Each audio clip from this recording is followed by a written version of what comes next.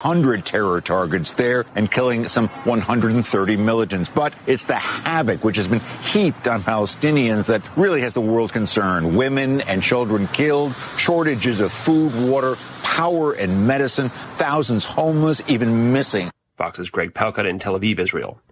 A report from Republicans on the House Intelligence Committee finds significant circumstantial evidence that the coronavirus that's been spreading around the world leaked from a lab in Wuhan, China. California Congressman Devin Nunes tells Fox if you look at reporting from around the world on the origins of the virus, all signs point to the lab. That's all we really have to go on because our intelligence community, once again, has failed us. The Chinese government claims the virus occurred naturally, jumping to a human from some other species. 35 House Republicans joined Democrats passing a bill to create a commission to investigate the January 6th attack at the Capitol. Republican leadership opposes the idea. 2 former Colorado police officers now face charges for how they handled a woman with dementia during her arrest last year. 73-year-old Karen Garner suffered arm injuries after 2 Loveland officers, Austin Hopp and Daria Jalali, arrested her for leaving a store without paying. Prosecutors say Hopp covered up excessive force use, while Jalali never reported it. Sarah Schalke, an attorney for the family, "This is not an excessive force case. It's torture." She accuses Loveland Police Chief Robert Ticer of being part of a cover-up. Ticer says he supports the counts against the now former officers who resigned in April. Fox's Goodall Scott. America's listening to Fox News.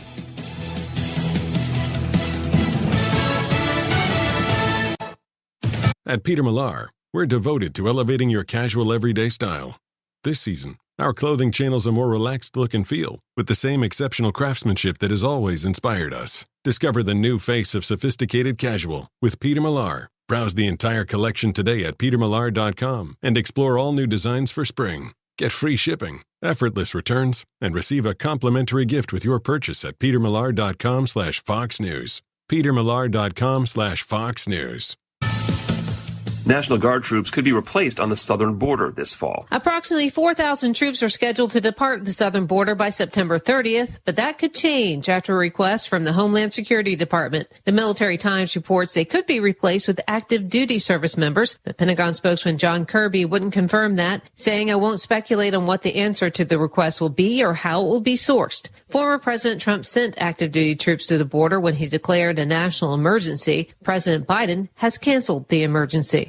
Rachel Sutherland, Fox News. Millions of people in Texas and Louisiana are under flash flood warnings for a couple more days. Another day of heavy rain will bring the risk of flooding over the Gulf Coast and Mississippi Valley through Saturday. More wet weather over saturated ground will be a major concern. Strong to severe thunderstorms will be possible for sections of the northern and central plains with large hail, damaging winds, and isolated tornadoes. Late season snow is in the forecast for the higher elevations over the Northwest, the Northern Rockies, and the mountains of California. Dry weather, hot temperatures, and gusty winds will continue to fuel the risk of wildfire danger for the Great Basin and the Southwest. I'm Janice Dean, Fox News. Amazon faces more accusations of racial or gender discrimination, harassment, and retaliation. 5 women working in management positions at Amazon warehouses or corporate offices filed federal lawsuits against the online retailer, saying the company favored men over women in career opportunities and retaliated after they complained. So the protection of life, liberty, and property is what the Free State Project is all about. But it's an effort to move 20,000 people who understand. It's about demonstrating to the entire country that, yeah, we can have a free market, a truly free market. Making it just a freer, great place to live. It's the world's largest voluntarist libertarian community, and it's only getting bigger. That's amazing, to be able to move to a place where other people passionately believe in being free and independent. What the Free State Project is managing to do, though, is to put their money where their mouth is. It's physically getting up across the country and saying, let's go someplace and let's demonstrate the power of these ideas. There's a lot of kind of philosophy that surrounds liberty. There's a lot of thinking about it and talking about it. But here in New Hampshire, people are doing it. 101 Reasons Liberty Lives in New Hampshire, a documentary by Free State Project Early Movers. Watch it free at 101reasonsfilm.com. 101reasonsfilm.com. The military's newly developed unmanned Pentagon spokes drone completed its first live mission today, successfully carrying out a press conference on the war in Iraq. The Mobile Press Engagement Unit is being hailed by Pentagon officials as a revolutionary advancement in protecting military personnel. The spokes drone proved effective at neutralizing reporters' questions about 85% of the time. Many officials say the unit has the potential to save countless careers. Using a high-tech gimbal camera and microphone system, the unit tracks reporters' movements and audio output, then analyzes the data to assess the threat level. It formulates and deploys an effectively vague response. We have taken away a number of the enemy sanctuaries and gained initiatives in the areas. Eileen. Military technology experts see the unit as adaptable to a wide variety of treacherous interview scenarios. They estimated it could even withstand situations too hostile for any human spokesman to bear, such as anti-war documentary interviews. This is the Onion News Network.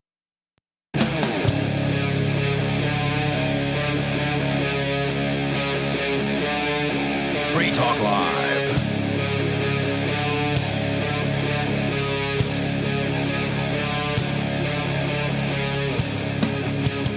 Yes, it is Free Talk Live, the radio show that the government just can't get rid of. We are a live call-in radio program where you can take control and talk about anything that's on your mind. You can talk about what we're talking about, stuff we've talked about in the past, or anything you want. You can change the subject. It's totally up to you. The telephone number here is 603-283-6160. Again, 603-283-6160. In the studio tonight, it is myself. I am your host, the Dr. Reverend... Wait, no, I got that wrong. Wait, how do I start it? The Lord, Dr. Reverend, Captain Kickass, something along those lines. They call me the Captain. In the studio with me, it's... Matt. And Oprah Gruppenführer Tyler, just because I feel like I need a complicated title, too. Well, you get one, so yes. It's no charge. You can supersize it at any time. Our listeners in Germany might know what that means. Boy, do we have a show in store for you. We have to, of course, the first thing we have to talk about is Mr. Ian Freeman, one of the Crypto Six, had his third bail hearing today. Ooh. Yeah. Isn't that a little weird? Three of them? Yeah, he had to have three of them. It is very weird. What's even more weird is that the man has been in jail for over 2 months. There was some folks were like, it's been it's been over 2 months because he was arrested on March 16th, April 16th, May 16th, 17th, 18th. So 2 months and 4 days. Yeah, it's more than 2 months. Yeah. Without any conviction, of course. Right. So I don't know how that's even possible in the land of the free and the home of the slave. And for the first time ever, there is something mean about Ian. His beard. He has grown the prison beard, even though it's not really prison that he's in. It's purgatory sort of jail because he hasn't been convicted of anything. They can't send him to actual prison, so they have to keep him in, I guess it's a county jail, right? I think so, yeah. I don't know. A government holding pen for government cattle. Either way, it ain't fun. He's had his freedoms restricted without anything, being convicted. And of course, the bureaucracy delays any kind of progress with regards to any sort of bail as much as they possibly can. So it has been an uphill battle for him. Fortunately, he does have an attorney who I think is doing an adequate job. He really seems fantastic. I talked to him today, actually, and he does seem like he's really about it and doing a great job and pushing forward. And if I were in Ian's shoes, I'd be pretty happy with what I got. Yeah, not to mention he's fighting an uphill battle. These guys do not want to let Ian out. No, and it has nothing. From what I've seen after the search of this house, our house, it was really shoddily done, and to me that says they weren't really looking too deeply for anything. They wanted a couple specific things, but they didn't really go through everything. I've seen the aftermath of busts before, and they go through everything with a fine-tooth comb. This was not that. I mean, it seems like there was nothing left to find, of course, but I mean, I expected a way bigger mess. Yeah, I could see that. And to me, that says this was more of a political hit. Could have been. I mean, that makes sense. Or a threat against cryptocurrency people right. or something. And that's the other thing I think about is just the idea that, the top down, the people at the top probably know what their motives are, but they're not telling these guys on the ground they're what just it is. apes. Right. It's just like, hey, do this thing that we told you to do. And they're like, okay, these guys are bad. We're going to go get the bad guys. And they don't really think about it. Because if they did, I mean, that's what is so confusing about this whole situation. It's like, why won't they let him out on bail? Ian's the least dangerous person that I know in the world. But he's a dangerous, sophisticated cyber criminal. He's literally a monk. He is too. He's literally a monk. Like I find it hilarious when at some point afternoon he changes from a house coat into an actual t-shirt and a pair of pants. It's like, hey, Ian's up. All right. Yeah, he is a peaceful individual, and anybody that has spent any time around him at all would say the same thing. He never condones violence in any way, shape, or form. He does subscribe to the non-aggression principle. Yeah, just the opposite. He condones absolute peace as often as he possibly can. I mean, he's the minister of a peace church, and that's the direction that this show comes from, right? We talk about things from the perspective of peace, prosperity, all these kinds of things, and freedom, of course. Freedom being the most important part. I've been hearing or seeing, or possibly both, likely, from just the general public that when I was growing up, America was, always referred to as the land of the free. Freedom, liberty, right? All these kinds of things. These were the staples of what America was supposed to represent. And what I'm getting now is not that. Not even close. It's present company excluded, of course, but the general public, folks on social media, that kind of thing, nobody seems to really even, and I don't mean nobody, but like the majority of normies, regular folks, they don't even give freedom a consideration when thinking about politics or how their lives should be run or anything like there's no tolerance for differences of opinion and lifestyle and that type of a thing.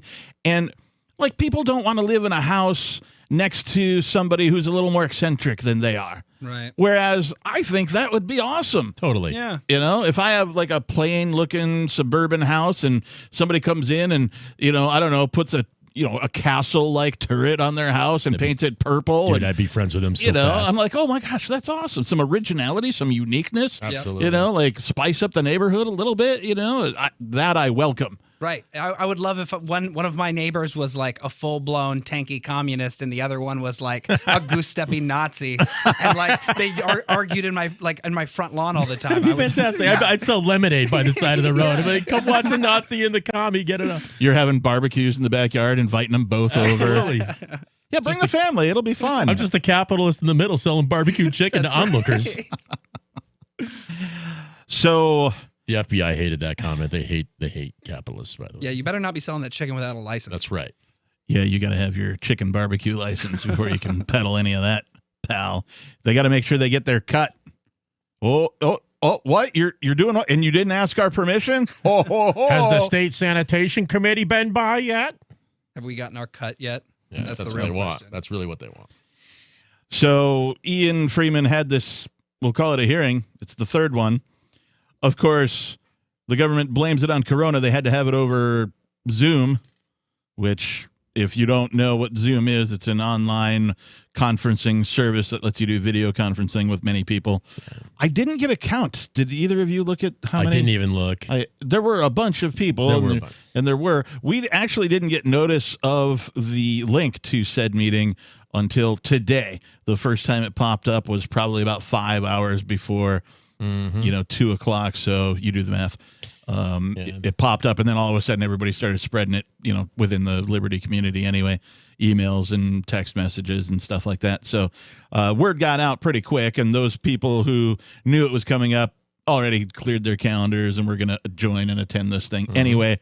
So it was good to see most of the people who came to the first two also attended this one.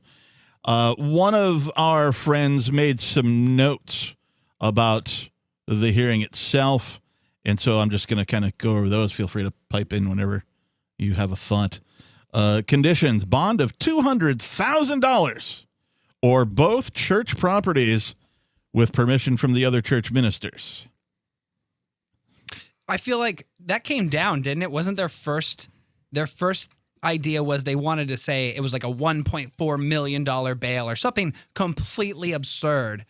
And they finally got like haggled down to $200,000. Yeah, Ian's attorney is basically like, that's ridiculous. Yeah, and $200,000 is ridiculous. Yeah. But that's the lowest they're going, I'm guessing.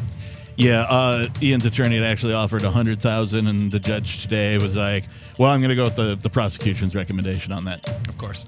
Because why not?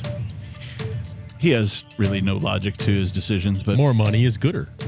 603-283-6160. Did you participate or watch Ian's hearing today? A newly recruited search and rescue officer, Marshall Hunter was resigned to a life of rescuing wayward spacefarers and derelict satellites. But when a billionaire couple goes missing, his own ship is disabled during the rescue. With communication satellites suddenly failing and lunar mineral shipments disappearing in transit, the crew suspects it's more than a coincidence, and Hunter must choose between salvation and sacrifice to save his crewmates and their civilian charges. Frontier by Patrick Childs and BingBooks.com. Are you tired of governments murdering people around the world? Stop using their money. There is an alternative. Bitcoin is a stateless, free market, non-political currency. Bitcoin cannot be inflated or controlled by any government. By using their money, you are helping the state. Stop doing it. You have an incredible alternative available now. Learn it, use it, spread it. Get started with Bitcoin at Bitcoin.com. That's Bitcoin.com. If you want to know the latest about Free Talk Live before we go on the air, all you need to decide is how you want it delivered. It's your choice. Visit news.freetalklive.com to receive our usually weekly news updates by email. Plus, we have a Twitter account at twitter.freetalklive.com, and you can follow us on the decentralized Mastodon platform at toot.freetalklive.com. So please follow us at toot.freetalklive.com and sign up for our emails at news.freetalklive.com. Do you feel like your nation, state, or community no longer holds your values? Have you dreamt of a place where people agree that liberty is important and are free to pursue their projects so long as they respect the property of others? There are many people just like you that are discovering freeprivatecities.com. Their social media links are at the upper right of the page at freeprivatecities.com. All skill levels will be needed when the first of the Free Private Cities opens. It's sooner than you think. Stop arguing and build. freeprivatecities.com. You know how annoying it is when someone keeps stopping mid-sentence as though he or she were asking you a series of questions? Avoid doing that. It sounds unnervingly tentative, and it imposes upon the listener to help you complete the thought. And if you're a job seeker, this alone could be a deal killer. An effective communicator sounds more confident. Complete the thought. Avoid making the listener impatient. With money and attention so scarce now, effective communication skills have never been more important. Cutting through the clutter rather than blending into the blah, blah, blah will help you connect better no matter what the conversation. For more tips, hit survivalspeech.com. I'm Holland Cook. survivalspeech.com. The LRN.FM social media channels have been revamped. We've eliminated Facebook and focused on other platforms like Twitter and Mastodon, the decentralized alternative to Twitter. On our accounts, you'll find posts from multiple LRN.FM show hosts together in one place. Follow us on Twitter at twitter.lrn.fm, or better yet, move to the decentralized Mastodon social media platform at toot.lrn.fm, toot.lrn.fm. I think you'll like it. Looking for a great real estate investment? Consider New Hampshire, which is ground zero for the Liberty Movement. Your first call should be to Mark Worden from Porcupine Real Estate. He's more than just a real estate agent. He's your New Hampshire concierge. Where are the best places to live? Do you want farm, city, the burbs, or forest? Do you want a duplex or multifamily building so that renters pay your mortgage? There are homes in all price ranges in New Hampshire, and Mark can help with financing too. Invest in liberty and property. Mark Worden can help. PorcupineRealEstate.com. Don't miss a moment of Free Talk Live. Get our archives daily via our podcast at feeds.freetalklive. nationally-syndicated.com.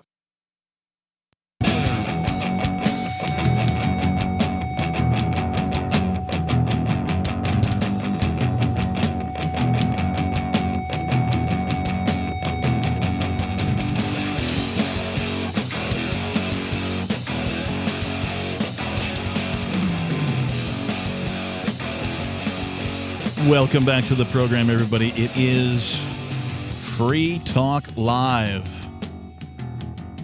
The telephone number, if you'd like to join in the conversation here, is 603-283-6160. Again, 603-283-6160. In the studio tonight, it's myself, the captain, Matt, and Tyler.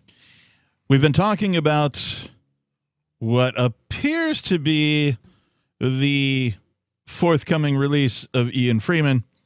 I say that because the judge during the hearing, I'm paraphrasing here, but said something like this: I'm going to give this to Officer Hess, she's part of the prosecution's team, for final review.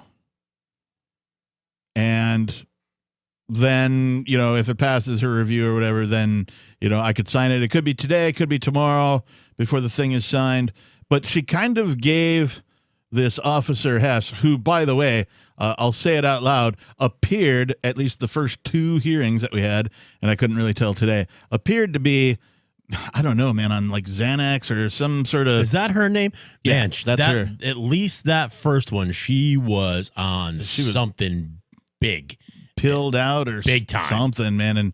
And she's got these giant fake eyelashes that are like 3 miles long, and she just seems like a real C word. Bet. If she's married or something, I really feel sorry for her family. Oh my! I really do. I don't understand. Man. Yeah. Well, he got himself into it, so he can live with it. Okay. Yeah. That's the way I look at that. Man, he's probably a peach. I don't want to dog on anyone who works at like a post office or anything, but if you're a government employee, a lot of the time you got to kind of wonder what got you there. Your hatred of mankind in general, or Yeah. So there appears to be an opportunity yet still for the prosecution to, come up with some reason to delay his release even longer. It's been over 2 months already. A lot of folks were sort of jumping the gun or reacting. Oh, he's getting out today. Like, no. Not gonna. Well, he's for sure getting out tomorrow. Well, okay, so, it needs to pass this Officer Hess's, desk, and then the judge needs to sign it, and then, the attorney needs to arrange for the funds and or the property. There's paperwork that needs to be done. I would say, in my opinion, you guys tell me your opinion, that, like, we'd be lucky to see him by Monday. I would, yeah. If he gets out tomorrow, I'll be ecstatic, but, like, I think it's more likely he gets out on Monday than any day before that. Well, they have a whole bunch of work to do first. Right. They have to, they want to, we're talking about the drugged out lady here. She is the probation officer, right? I don't know, but her name is Karen Hess. Yeah, I think she's the probation officer. So she's the one that's going to oversee Ian while he's out. They don't want any guns in the house. Right. They don't want any guns anywhere, which means I have a problem on my hands. Right. They're kind of... And not only that, they want to inspect the house. They basically got to do another search of the house. And they're kind of violating your rights. And they want to know where I'm taking them. And track them. If and when they move said secret location that they claim will be sealed. Yes. Which they're kind of violating your rights. A lot. To make... Correct. I don't understand how that's even possible. Like, I understand them saying, okay, in order, a condition of Ian's release is to have no guns in the house. And that means that anybody who has guns in the house must remove them from the house. And that also probably means that somebody's got to come in and take a look and go, yep, guns be gone. Okay, that all seems fine. But you are not part of the case at all. Correct. In any way, shape, or form. Correct. You're not a witness. You're not a defendant. You're literally the roommate of a guy that lived in the house that got caught in the crossfire. Right. Yep. It literally almost, because they pointed the M16 at me first. Yeah. And so now they not only want you to move your property, right, which I can kind of see, right, but they want to track your property as well, which is a violation of your rights. Bad. And I don't understand how that's But they're going to hold possible. Ian hostage if I don't comply. Right. It just doesn't make sense to me if Ian was in a position where he was going to like use guns in like armed resistance, why didn't he do it during the raid? Yeah. You know, the thing is like you were saying earlier about people and how Americans just don't seem to care about freedom anymore. Everything the government does when they encroach on your freedoms is in the name of safety. It's like, well, we have to make sure that everything, you know, we can't be too careful. And in this situation, the fact that he's not out on bail already doesn't make sense. But then the fact that they have all of these stop gaps and like barriers to him getting out, it's just it's puzzling. Yeah. You know, it's not really puzzling. It's not puzzling at all. They're control freaks. That's their job. That's what it is. Yeah, they were born and raised control freaks. They grew up to be control freaks, and they are going to control freak as hard as they possibly can. It's the only value they have in their lives. Makes them feel big. Yeah, some of them don't deal with it well, and they get bad drug problems and stuff, and show up to court on tons of Xanax. You know, I don't think I've ever said these words before, but I'm about to say it to you. I appreciate your compliance in this matter. Yeah, I would. I never appreciate anybody's compliance with like government mandates and this kind of a thing. So. My biggest problem with it is I carry every day. Yeah.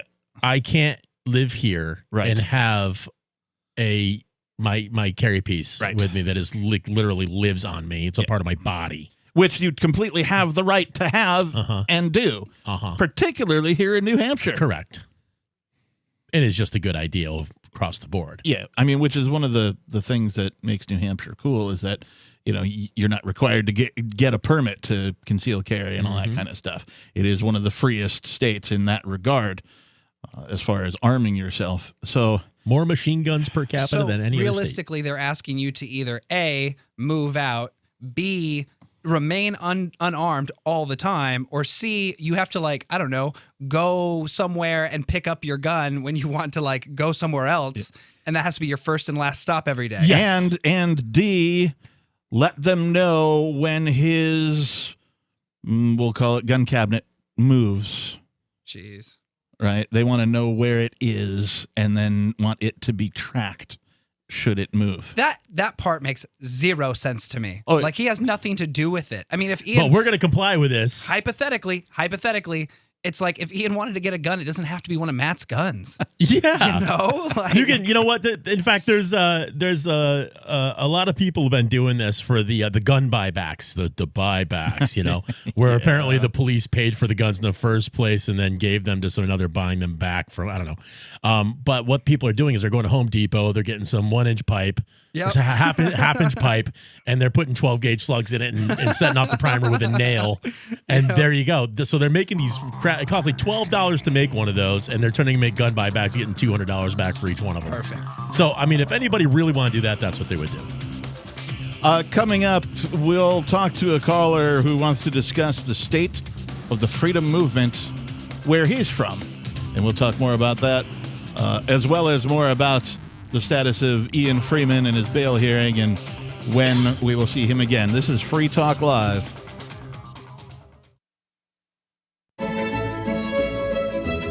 Carl Watner, longtime proponent of a voluntary society, died last December. You may have seen his articles published on his website, voluntarist.com, in his newsletter, The Voluntarist, the Mises Institute, or elsewhere over the last 40 years. His newest book, I Must Speak Out, Volume 2, The Best of the Voluntarist, is now available via Liberty Under Attack Publications. This 430-page second volume spans the years of 2000 through 2020 and includes articles by Carl Watner, Hans Hermann Hoppe, Carl Hess, Benjamin Tucker, George H. Smith, Lysander Spooner, Pete Eyre, Joyce Brand, and many others. I Must Speak Out is for the newly initiated, the veteran voluntarist, or anywhere in between. Buy the book now at libertyunderattack.com/voluntarist. For more great content on building a voluntary society and for Carl's extensive archives, check out voluntarist.com. Free Talk Live. Is that I'm watching not a cable, just regular news. and they give me the news, and the next flash is two people fornicating, okay? And then every other word is F you, a B-I-C, a hoe, and all this stuff, and penis. Do you think I need to say that? That's not acceptable no matter what. You're saying free airwaves for anything goes for anybody. For public access, yes. That's exactly its purpose. That's the purpose of it. Why not? Do you want a red light in front of a cop? Probably not in front of a cop because he'd hurt What's me. the same difference if you're going to have that kind of FU and seeing two people fornicating after they just said the weather is 92 degrees and 5 inches of Wait, I think you're a little confused about something No, here. I'm not confused. Point of information. You're trying to confuse people. Let's clarify Free that. airwaves are free within limits. Free Talk Live, 7 nights a week from 7 to 10 Eastern, live on the Liberty Radio Network at LRN.FM. Are you tired of governments murdering people around the world? Stop using their money. There is an alternative. Bitcoin is a stateless, free market, non-political currency. Bitcoin cannot be inflated or controlled by any government. By using their money, you're helping the state. Stop doing it. You have an incredible alternative available now. Learn it, use it, spread it. Get started with Bitcoin at bitcoin.com. That's bitcoin.com. There are lots of ways to listen to Free Talk Live. Our podcast has been around since podcasts began, and now the FTL feed is loaded with content besides our full show archives. Did you know that we make it easy for you to customize your podcast subscriptions? We have different feeds, one that includes only our full shows, one with just the Daily Digest, and our main feed that includes everything. You decide what you listen to. It's quick and easy to customize your feeds at feeds.freetalklive.com. That's feeds.freetalklive.com. Is spreading the message of liberty, cryptocurrency, and peace around the globe worth $2 per month to you? As you may already know, in addition to our internet feed, LRN.FM broadcasts on free-to-air satellite across North and Central America, as well as Sub-Saharan Africa. And we've been available on satellite for free 24/7 since 2010. The LRN.FM free-to-air satellite signal is reaching some of the most oppressive regimes in the world, and there's no doubt our ideas are making an impact. You can learn more about the channel's impact by watching the 3-minute video at fund.lrn.fm. If you'd like to help free minds globally with our ideas of liberty, cryptocurrency, and peace, you can donate as little as $2 per month via fund.lrn.fm. You can help us continue and expand our satellite broadcast to multiple continents. Visit fund.lrn.fm today, and thank you for your help. Don't forget to share the link on social media. That's fund.lrn.fm. We're still not sure why you'd want to watch, but our video feed is streaming nightly for free at cam.freetalklive.com.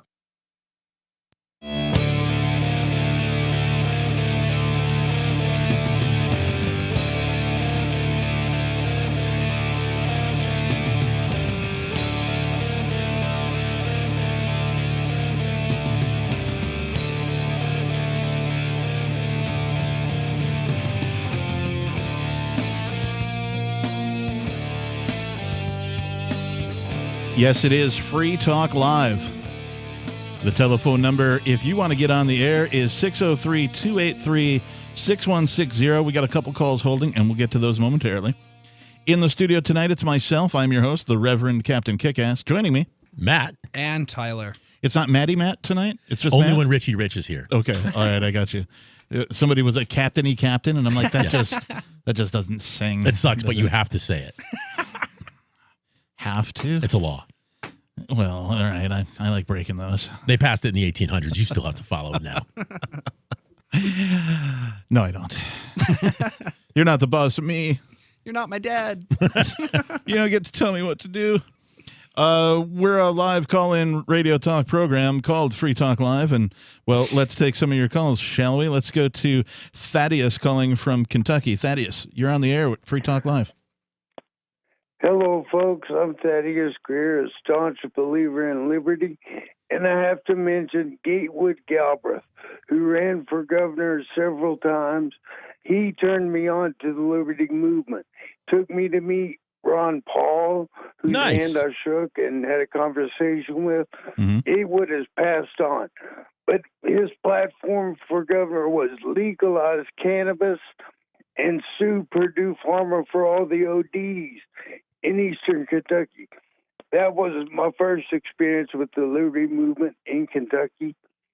Now there is Hicks Cormican running for governor, Libertarian, Brad Barron running for Senate, and Frank Harris, independent for Congress, but he's a liberty guy. And it's amazing to watch how slowly but surely the movement is actually taking hold. And it's like I asked my 6-year-old niece, I said, would you rather do something good for people because you want to, or would you rather do something good for people because your mommy and daddy would get you in trouble? And she said, well, I would rather do it because I want to. Nice. Yep. So, yeah, I mean, the mouths of babes, man. And that's how it's supposed to be done, right? This is what parents should be teaching their kids instead of allowing the public school system to teach them obedience to authority. Absolutely. That Gatewood Galbraith guy, I looked him up just now, and I remember him. I'm sorry to hear that he is passed. He wrote a really interesting book, didn't he? Oh, yes. Last Free Man in America. The Last Free Man in America. And that, back in the day, that was a very, very popular book, and I think that's something that's worth revisiting. That's a book worth owning right there. Nice. Anything else, Thaddeus? He was good friends with Willie Nelson, and Willie did some benefits for him. Yeah, that's right. I'm a musician. I organized the Backroads tour for him in his final run for governor. Nice. Gone too soon. That's all.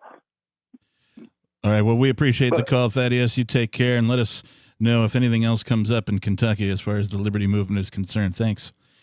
That book has been mentioned repeatedly, and as soon as you said the title of it, I'm like, oh yeah, that's the one. I've read excerpts of that book previously, possibly even here on air. I like to do quotes from time to time. Stuff will pass Good my policy. feed, so. Continuing on, let's go to New Hampshire, where Bitcoin Gandhi is on the line. Bitcoin Gandhi, you're on Free Talk Live. Yes, continuing my satyagraha on the way to the Concord Federal Building in New Hampshire to protest the attack on Free Talk Live by violating federal law. Bless you. Thank you for your service, Bitcoin Gandhi. Law is not quite the right word for it. Perhaps regulation or policy is a better word, but they will arrest you for it. I intend to hand him, as you may be aware, a list of grievances at the top of it, the attack on you, and be arrested for handing the grievances. So why is it you believe you'll be arrested for handing the grievances? What's the law? I may not be arrested that day. They may just issue me a citation and have me come back to court and then arrest me later when I refuse to pay the fine. But the violation is, it's called distribution of handbills. If you do it on federal property, they fine you.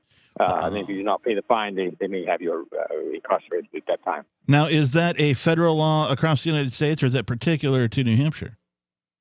Nope, I believe it is across the United States. I forget the exact number of the violation.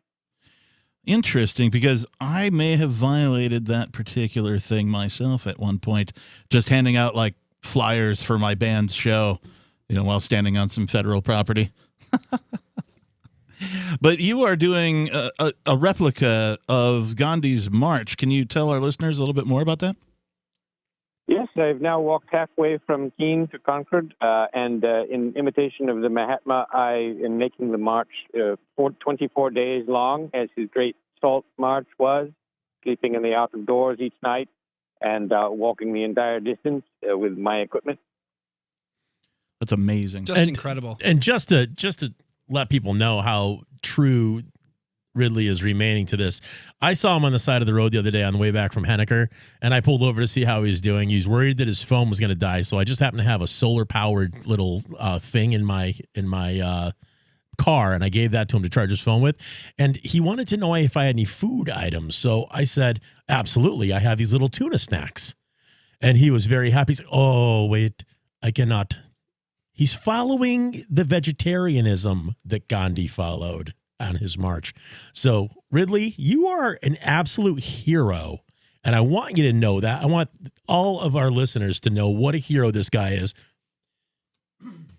Excuse me. Well, thank you. But I did not truly feel like a hero until today when I looked at my news feed for the first time in some time and noticed that I had been denounced in New Hampshire's top paper. That's fantastic. Which paper was that, Ridley? That was a defining and helpful moment for this endeavor. Yeah, that's fantastic. Good for you. Did they say why you were marching? They really did not. They wrote an article about it and just sort of buried the headline, the part that I was going to violate a federal law. They didn't want to mention that, apparently. They wanted to talk about my cultural appropriation of the Mahatma. They didn't. Of course, that's what they wanted to talk about. Those filthy scoundrels. They have fallen into my trap, for I know a great deal more about him than they do. He made some statements to the effect that, one should be, welcome to do anything that is peaceful.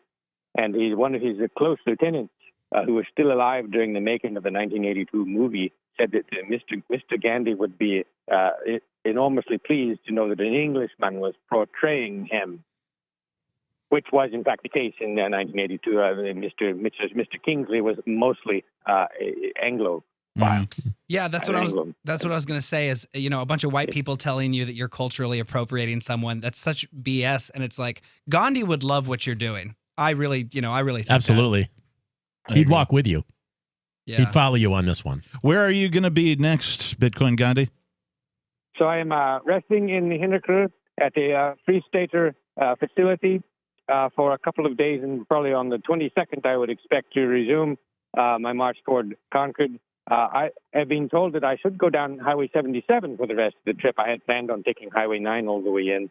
But I will post updates. If you go to bitcoingandhi.net, near the top there is a spot where I announce where I will be posting, from the field. There's a link you can go to at bitcoingandhi.net that tells you where I'll be posting there. It's basically t.me/Ridley Report. I try to post each day where I will be the next day and at what time.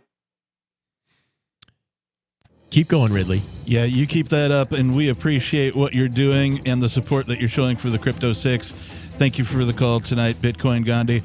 If you want to find out more, bitcoingandhi.net. Again, bitcoingandhi.net for all of the updates on the adventures and this replica of the Salt March being put on by Dave Ridley. 603-283-6160 is the number. More Free Talk Live is on the way. Hi, I'm Derek J. To me, an activist's calling is to actively work to advance a cause. The cause for which I work is personal freedom. I believe my life is best when I engage in voluntary interactions and self-government. I reject the idea that anyone else has a higher claim to my life or my body than I do. I see people who call themselves the government as a threat to my personal freedom. I realize you may feel differently, but my relationship with the people who call themselves the government is completely involuntary. If Starbucks used some of its money to drop bombs, I wouldn't shop there. So why would I support the American empire? The empire does not require my consent. Derek J's Victimless Crime Spree. Watch it for free and order the Director's Cut DVD at victimlesscrimespree.com. That's victimlesscrimespree.com. So you've signed the Shire Society Declaration and are planning your move to New Hampshire to be around more liberty-oriented people. Next, sign up for the Shire Society Forum at forum.shiresociety.com. There are a bunch of people there who are already in the Shire, and they want to meet you. If you're already in the Shire physically, you should also come by the forums. Remember, not everyone uses Facebook. New people are signing up for the Shire Society Forum every month, so drop in and say hello at forum.shiresociety.com. What if you want to hear the latest episode of Free Talk Live, but all you have is your phone, you forgot to download our archive, and you have no data connection? You can call our Listen line at 641-793-0191. That's a long-distance number, so you may incur charges. If not, listen as long as you want. 641-793-0191. The Free Talk Live Listen line, 641-793-0191. On Free Talk Live, we're bringing people to the ideas of liberty every day. From wrestling superstars like Glenn Jacobs. You guys really are having an impact, I believe. Like I said, a lot of where I am now is due to listening to Free Talk Live. You changed my mind on some very important issues years ago. To random people tuning in on the radio. I was kind of stuck in the left-right paradigm. I heard your show by chance on a Saturday night. From there, I went on, joined the Free State Project, and become an amplifier. So, I mean, that's really the reason why I amp is because I know that if it wasn't for you guys being on as many stations as you are, I never would have found the ideas of liberty. Your amp will directly change more lives by getting Free Talk Live in front of people looking for talk radio online and on the air.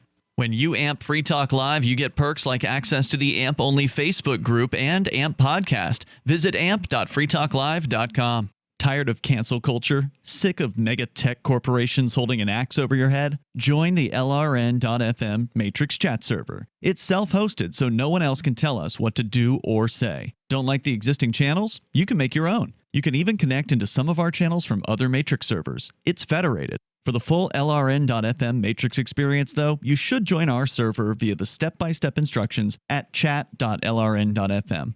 Chat.lrn.fm. The new 4th edition of Healing Our World, The Compassion of Libertarianism will take your understanding of liberty to a deeper level and has over 1,300 updated references, new cartoons, and a foreword by Dr. Ron Paul. With discounts for multiple book purchases, the 4th edition of Healing Our World is a great gift for the liberals, pragmatists, environmentalists, and Christians in your life who think libertarianism is cold-hearted. Get yours today at healing.freetalklive.com and use promo code FTL for a $5 discount. Yep, we still do email. Drop your email address in the entry box at freetalklive.com, and you'll be kept in the loop with Free Talk Live.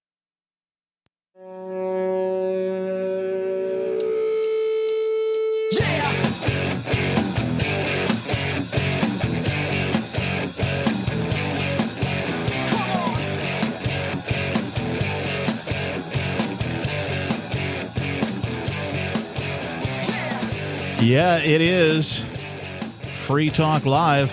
What day is it? Thursday? Thursday. Oh. Thanks for the reminder of what day it is. This is the Thursday edition. I am your host, the Reverend Captain Kickass. Joining me in studio, it's Matt. And Opa Gruppenführer Tyler.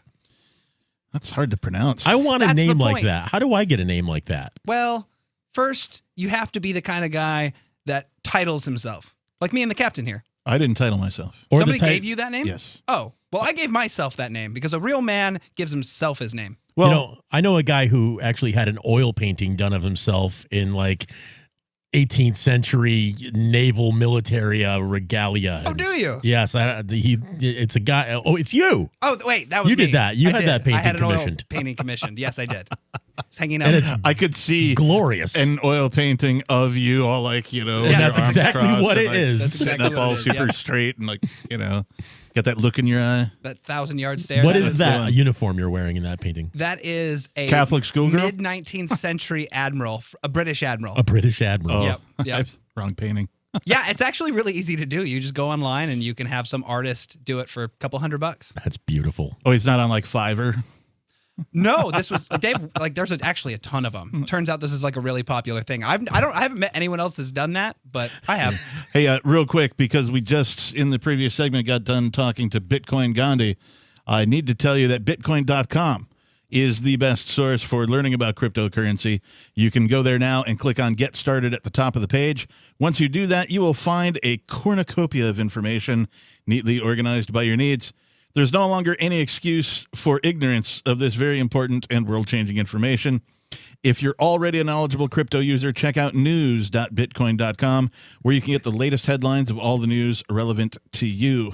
Bitcoin.com is your source for buying cryptocurrency, getting a wallet, mining, trading, and all the latest cryptocurrency news, all on a very slick and easy-to-use website. Please visit bitcoin.com. Still a fantastic website after all these years. It really is. And they if keep you up need with to know about crypto and you're just starting out, that is a great place to go. If webmasters are still a thing, theirs is top-notch. Totally. Like, they keep up on that. Yep. It's never stale. It's never... Like, I went to, I don't know, some website of somebody. You kind of went down the rabbit hole, and I was like, oh, and they, maybe it was for a movie or something like that.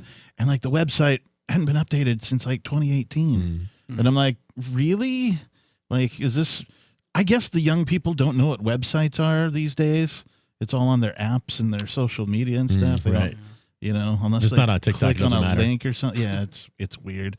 But yeah, people are slacking on their website, except for at bitcoin.com. They're great about it. We've been talking about all sorts of things, including Tyler's commissioned painting. Yes. The Admiral. That should be my nickname. The Admiral. I have a friend of mine back in Seattle. His last name is Kirk. Mm-hmm. And nice. Of course, so it was Captain Kickass and Admiral Kirk floating around town. We would go to this bar in a little town on the east side of Seattle called Kirkland. Yep. And Peter Kirk is the founder of Kirkland. And we would tell all the ladies that we met at the bar that my friend Dan was a direct descendant of Peter Kirk, and which he wasn't. He's totally not even related to the guy. He's not even born in the same state or whatever. But like they bought it because he just bust out his ID and how come you call him the Admiral? Because his last name is Kirk. So anyway, yes, you could be the Admiral. Yeah, you could be the private. You could be the general. Yeah, whatever you want to be. What other ranks are there? You're a military guy, or were? Commander, lieutenant commander, ensign. That's kind of a weird one. That's not as. I did know a guy whose name was Ensign Benson. That was fun to say. That's hilarious. Yeah. Ensign Benson. I knew a sergeant too, actually. Oh, right. Yeah, because that can be a last name. Private sergeant. Yeah. Yep. Rear Admiral Sergeant. Rear Admiral. I know. All right. We were also talking about Ian Freeman and his bail hearing today that, well, Matt, you and I got to watch. And, there's nothing more gut-wrenching than watching government in action, right? Because the process is dumb. It really is. And they're grinding your friend between their gears. Yeah. Like all of the last... In fact, all three of these hearings, these Zoom meetings that they had, because they have to be made available to the public, like, all the judge had to do was go give me recommendations. Okay, I'm going to pick this one and that one and this one and that one and put them down. You guys agree? Okay, great. Boom. Done. Like, that's all it would have taken for it to actually be done. But no, they need to waste more than 2 months of a man's life gyrating through these, I don't even know, these mediocre at best meetings. I come from a corporate world in technology. I've had meetings, through Zoom. I still have them. And holy cow, these guys need some classes on like meeting etiquette and like how to stick to your agenda and how to time things, all this kind of thing. Because they just blah, blah, blah, blah, blah. It's kind of like, I hate to say this, but it's kind of like us when we just sort of go on a tangent on the radio. They were just going on a tangent during this meeting about all sorts of stuff. And then the judge, he seems genuine, but he kept repeating himself over and over again about what he was trying to say. That was out of character for him, too, from what I've seen in the past from him. Yeah. I've generally been impressed with the guy. I mean, he is definitely a staunch routinist, I'll say. He sticks to his routine a lot, which can be expected of government employees and bureaucrats across the board. But I have seen him today. Just seemed he was just a little bit off today, a little bit different today. You know who else rambles a lot is liars.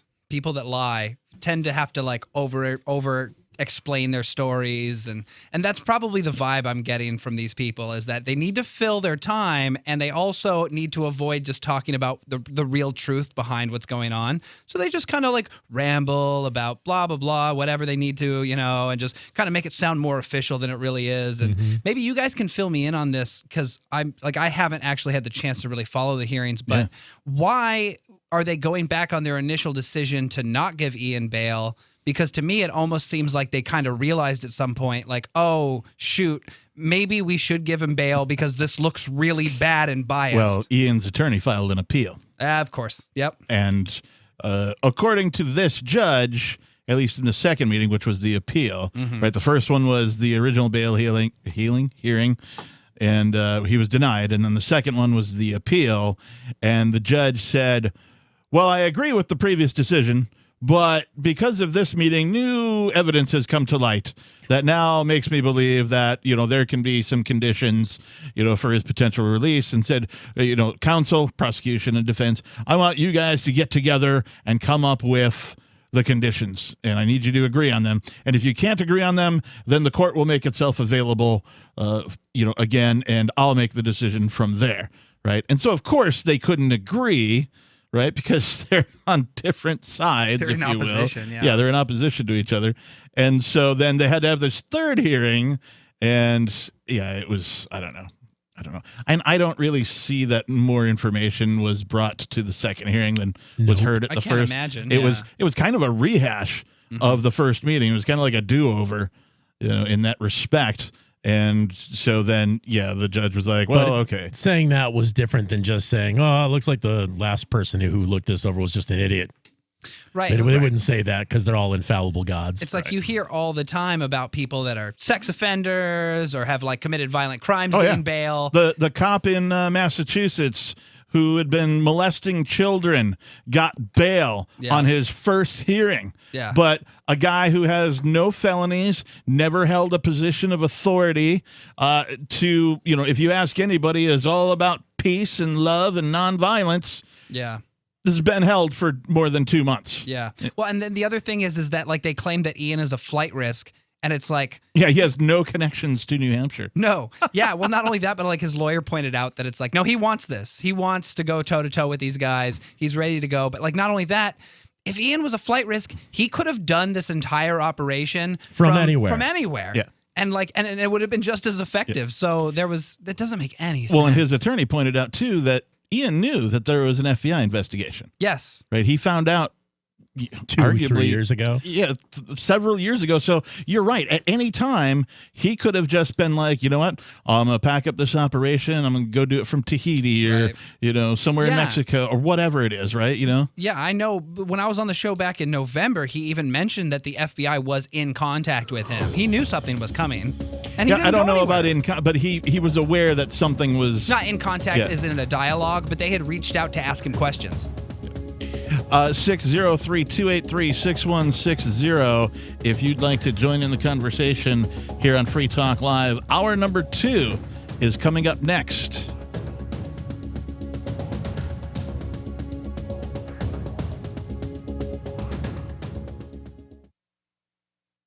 The Terran Federation and the Terran League have been killing each other for decades. Sheltered, wealthy, and light years from the threat, the members of the 500 have no interest in changing that. When Rear Admiral Terrence Murphy is given governorship of a backwater system, a risk-free path to wealth and power is his for the taking. But Murphy is a man of honor, duty, and responsibility. He intends to stop the killing, whatever the cost. Governor, by David Weber and Richard Fox, from BaneBooks.com. Are you tired of governments murdering people around the world? Stop using their money. There is an alternative. Bitcoin is a stateless, free market, non-political currency. Bitcoin cannot be inflated or controlled by any government. By using their money, you are helping the state. Stop doing it. You have an incredible alternative available now. Learn it, use it, spread it. Get started with Bitcoin at Bitcoin.com. That's Bitcoin.com.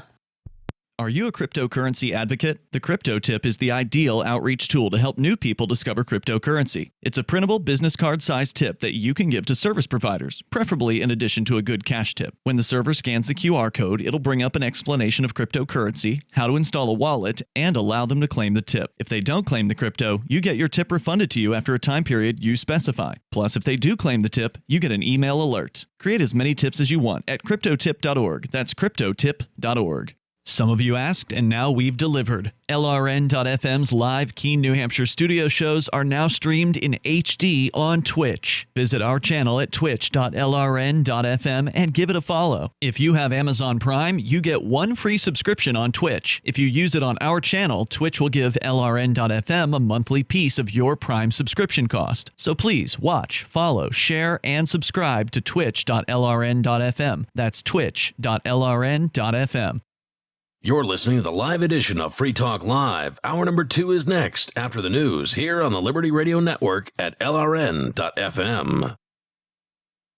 There's talk of a ceasefire. I'm Chris Foster, Fox News. There are reports that the last week and a half of fighting between Israel and Hamas militants in Gaza could be winding down. Israeli Prime Minister Benjamin Netanyahu says publicly, though, it'll take as long as it takes to stop rocket attacks into his country. Plane after plane took off from an Israeli air base on bombing runs to Gaza, Israel claiming to have hit over 800 terror targets there and killing some 130 militants. But it's the havoc which has been heaped on Palestinians that really has the world concerned. Women and children killed, shortages of food, water, power and medicine, thousands homeless, even missing. Fox's Greg Palkut in Tel Aviv, Israel. A report from Republicans on the House Intelligence Committee finds significant circumstantial evidence that the coronavirus that's been spreading around the world leaked from a lab in Wuhan, China.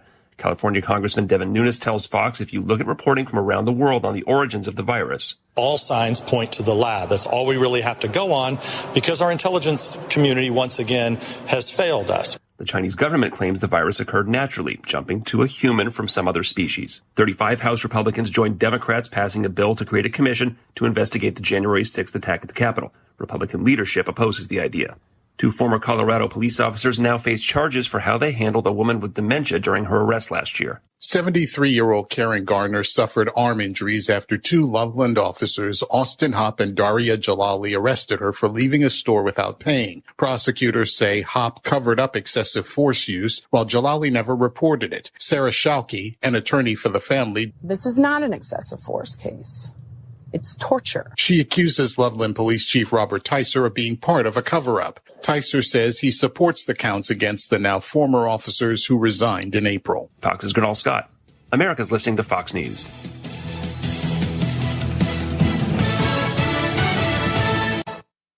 At Peter Millar, we're devoted to elevating your casual everyday style.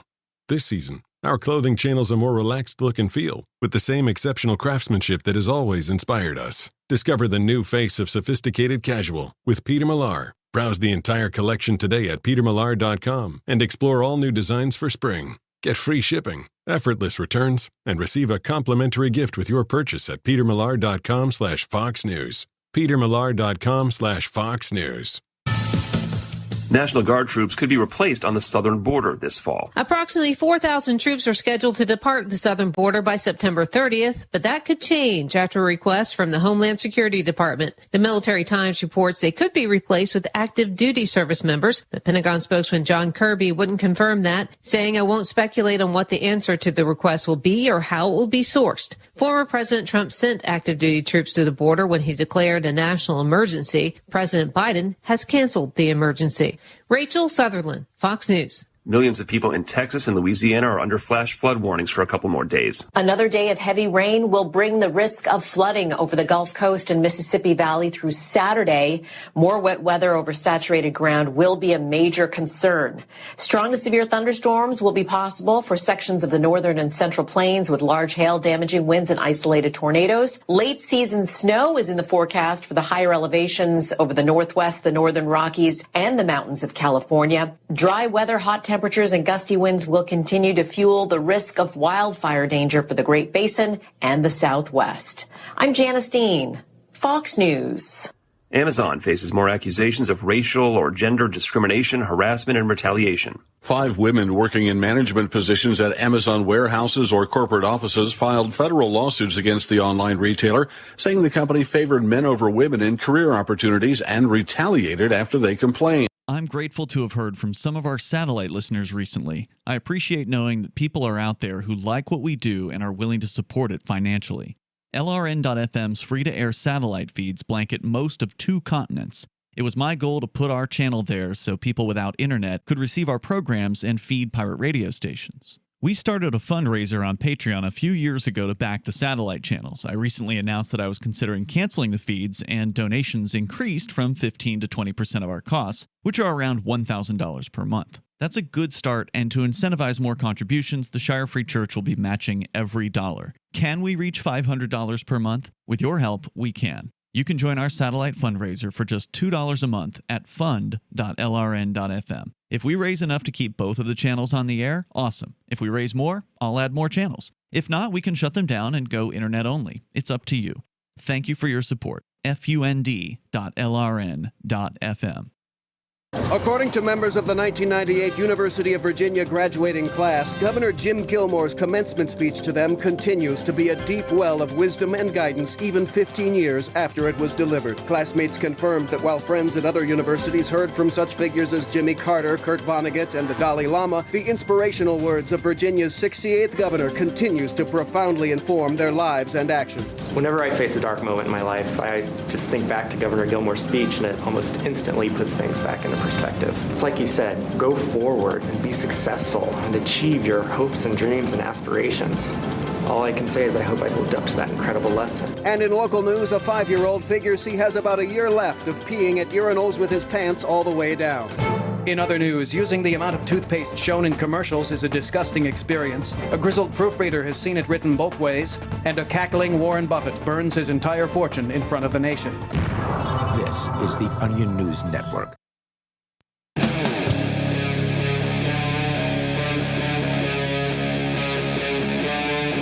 Free Talk Live.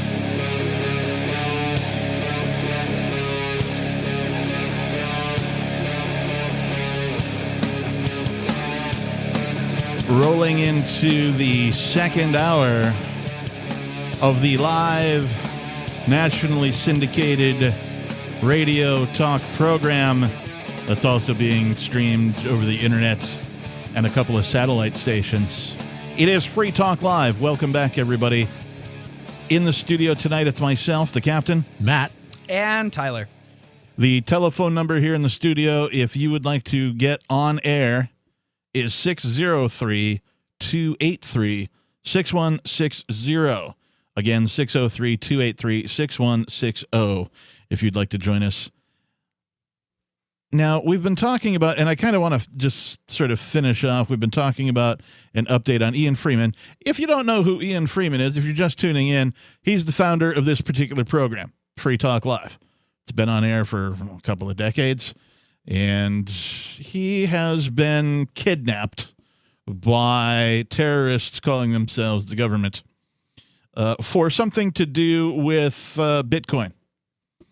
And it appears that they're accusing him of something called money transmission without a license, something else and something else. You can look up the indictment if you just search for Ian Freeman indictment in Bitcoin. It'll pop up for you. You can read the whole thing online. You know, this is going to be an interesting case because I feel personally that New Hampshire has a definition of Bitcoin, and New Hampshire says that it's code because it's computer code, and thus it is free speech. Right. So, but the government has a couple different definitions. One of them is that it's a commodity. Okay. But neither of which are really defined as currency or money. So was he transmitting a commodity? Was he transmitting free speech? You know, these two definitions and these two government entities, I think, are going to come to a head. Just my personal opinion. I'm not an attorney. I have no idea how this case is actually going to go. But he did have his third bail hearing today, and it seems like his release is forthcoming. It's not going to be today, obviously. I'd be surprised if it's tomorrow. I think Monday at the earliest because, well, that's how bureaucracy works. They're slow, lethargic, and they don't do anything really very quickly. Or on the weekends. So just some notes from the hearing. The state reiterated that they don't know how much money Ian has. Well, they do know how much money he has. What they don't know is how much computer code he has. Right. The judge did address Ian directly, told him that he's being accused of a white-collar crime. He wants to make sure that he will not continue conduct related to the case. So in other words, he can't do any cryptocurrency transactions. There's some talk of limiting or completely not allowing him to be on the internet. So, you know, these are things that were in the suggestions from the prosecution. We don't know what the final document will look like until, of course, it's signed and released and Ian gets out. Then we'll know what the actual conditions are. But he did warn him, don't test the government's boundaries. Don't poke at the bear. Try and be a good kid because you'll be on a short leash, so to speak. So the judge said he will issue the order either today or tomorrow. Whenever he feels like it, I guess. And of course the big whopper is that Ian's roommate must remove all firearms. And we talked a bit about that, so I don't know if you guys had anything else to say about the hearing today. No, not really. Yeah, I think that covers it. It's we'll keep you updated on the situation, of course, because absolutely. We're here on Free Talk Live. So we know that these events happen, the Crypto 6 events, and you can find out more at thecrypto6.com, of course. My favorite part about cryptocurrency is you mentioned the bear, don't poke the bear. My favorite part about cryptocurrency is the bear has cancer and it's terminal and it doesn't have long to live. Now the question is, how many people is the bear going to bite on the way out? Well, and I like that because that's a great segue into this next topic. This is from Rutherford.org. If you're not familiar with the Rutherford Institute, it says, our job to make government play by the rules of the Constitution. They are a organization that supports people who are being railroaded by government, basically. They provide assistance, legal assistance, and that type of thing. They've done some great things over the years. They've done some really good things. So this is written by John Whitehead and Nisha Whitehead. And this says, there is now the capacity to make tyranny total in America. It never fails. Just as we get a glimmer of hope that maybe, just maybe, there might be a chance of crawling out of this totalitarian cesspool in which we've been mired, we get kicked down again. In the same week that the U.S. Supreme Court unanimously declared that police cannot carry out warrantless home invasions in order to seize guns under the pretext of their community caretaking duties, the Biden administration announced its plans for, a drum roll please, Pre-crime Crime Prevention Agency.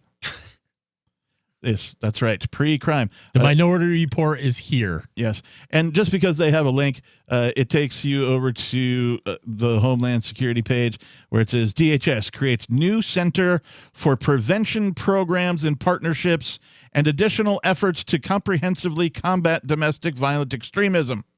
Ridiculous. That doesn't even make like an acronym, right? Usually the government is at least creative enough. They love their acronyms. They do. But yeah. So, I mean, it sounds like the Department of Redundancy Department, and you can say that again. This is just another like department or agency or whatever where it's like someone had to come up with a good idea and create another department because expansion is all the government ever seems to want to do. Yeah. No one ever gets any like praise for removing anything. No, not it's at all. only for adding. Growth for the sake of growth is also the philosophy of cancer. Yeah, it sure absolutely. is. And that is probably the most accurate description of the organizations known as governments of all time. I mean, open up a freaking history book. You'll notice that governments rarely, if ever, shrink. How about, can any of you guys name the last time a law was repealed? No. Can you name any time a law was repealed? Federally? Only when they only when it was getting in the way of a worse law that they were going to institute. I can't name one. No. Actually, I mean, they don't really repeal them. They just write over. In the 1800s, the income tax was repealed, but they brought it back because they always will. Once you try it out, I mean, it's always on the table after that. So yeah, not really. So pre-crime, straight out of the realm of dystopian science fiction movies such as The Minority Report, aims to prevent crimes before they happen by combining widespread surveillance, behavior prediction technologies, data mining, precognitive technology, and neighborhood and family snitch programs to enable police to capture would-be criminals before they can do any damage. The United States of East Berlin. That's what this is. Yeah. That's fantastic. Yeah. This is such a this is screams of thought crime. is what it is. Yes. And social media is making that easier than ever. It's like nowadays you can't, if you do not have the narrative of big tech and the government like at the in your everyday speech, what it means is that you're an enemy of the state. You don't even have to have dangerous thoughts. The people. Yeah. We don't say the state in America. We say enemy of the people. Enemy of the people. Well, you know, in this instance, it's like the interests of those who are in control of us are at threat if you say anything that goes against their narrative. That reminds me of something. So we were talking about Ian and his hearing earlier. There was one thing that I wanted to say. I want to make sure I get this out because not a lot of people on planet Earth realize this. When you go to a trial, particularly at the federal level, you have the judge, you have the prosecution, which is the state's lawyers, but then you also have the agency or agencies, the officers who did the arresting. All three of these parties get their paycheck from the same frickin' place. Right. Now that is a conflict of interest in anybody's book. It meets the definition, and yet the circus goes on. We'll talk more about the new United States Department of Homeland Security pre-crime division being instituted by Mr. Biden. Coming up. So you've heard all 3 hours of the latest episode of Free Talk Live, and you're still hungry for liberty-oriented audio content? Did you know that we have another 24/7 audio stream at LRN.FM? The Liberty Radio Network airs the latest episodes of some of the best liberty-oriented podcasts on the internet around the clock. In addition to recorded content, you'll also hear live shows like Free Talk Live, originating from our Keene, New Hampshire studio. So listen anytime at LRN.FM. That's LRN.FM. Do you feel like your nation, state, or community no longer holds your values? Have you dreamt of a place where people agree that liberty is important and are free to pursue their projects so long as they respect the property of others? There are many people just like you that are discovering freeprivatecities.com. Their social media links are at the upper right of the page at freeprivatecities.com. All skill levels will be needed when the first of the Free Private Cities opens. It's sooner than you think. Stop arguing and build. freeprivatecities.com. A newly recruited search and rescue officer, Marshall Hunter was resigned to a life of rescuing wayward spacefarers and derelict satellites. But when a billionaire couple goes missing, his own ship is disabled during the rescue. With communication satellites suddenly failing and lunar mineral shipments disappearing in transit, the crew suspects it's more than a coincidence, and Hunter must choose between salvation and sacrifice to save his crewmates and their civilian charges. Frontier by Patrick Childs and BingBooks.com. Are you tired of governments murdering people around the world? Stop using their money. There is an alternative. Bitcoin is a stateless, free market, non-political currency. Bitcoin cannot be inflated or controlled by any government. By using their money, you are helping the state. Stop doing it. You have an incredible alternative available now. Learn it, use it, spread it. Get started with Bitcoin at bitcoin.com. That's bitcoin.com. The Free State Project has reached its goal of 20,000 liberty lovers who've pledged to move to New Hampshire and get active to achieve liberty in our lifetime. Perhaps you're trying to figure out what part of New Hampshire should be your destination. If so, consider Keene. You'll find more than 150 reasons to move to Keene at move.freekeene.com. Keene is famous for its historic, publicity-generating activism, as well as being the liberty media capital of the world. It's home to freekeene.com, New Hampshire's destination for liberty activism, news, and opinion. For years, we've been compiling over 150 reasons to move to Keene at move.freekeene.com, where you'll learn about some of what's happening here and what makes Keene a great place to live. If you love liberty, you'll probably enjoy anywhere you end up in the Shire. But do your due diligence first. Please visit move.freekeene.com for the full list of over 150 reasons to move to Keene. That's move.freekeene.com. If you want to know the latest about Free Talk Live before we go on the air, all you need to decide is how you want it delivered. It's your choice. Visit news.freetalklive.com to receive our usually weekly news updates by email. Plus, we have a Twitter account at twitter.freetalklive.com, and you can follow us on the decentralized Mastodon platform at toot.freetalklive.com. So please follow us at toot.freetalklive.com and sign up for our emails at news.freetalklive.com. breaking weather news. Belize is sunny and around 82 degrees every day this week. What's the forecast for your life? If current politics and economic prospects are cramping your freedom, escape to the tropics. ECI Development has affordable second homes for you to own or rent in Belize and other tropical countries. Places with stable governments and growing economies. Secure your freedom now. To find out more, send an email to ftl@ecidevelopment.com. Got Telegram? You can follow our channel there and discuss show prep with other listeners at telegram.freetalklive.com.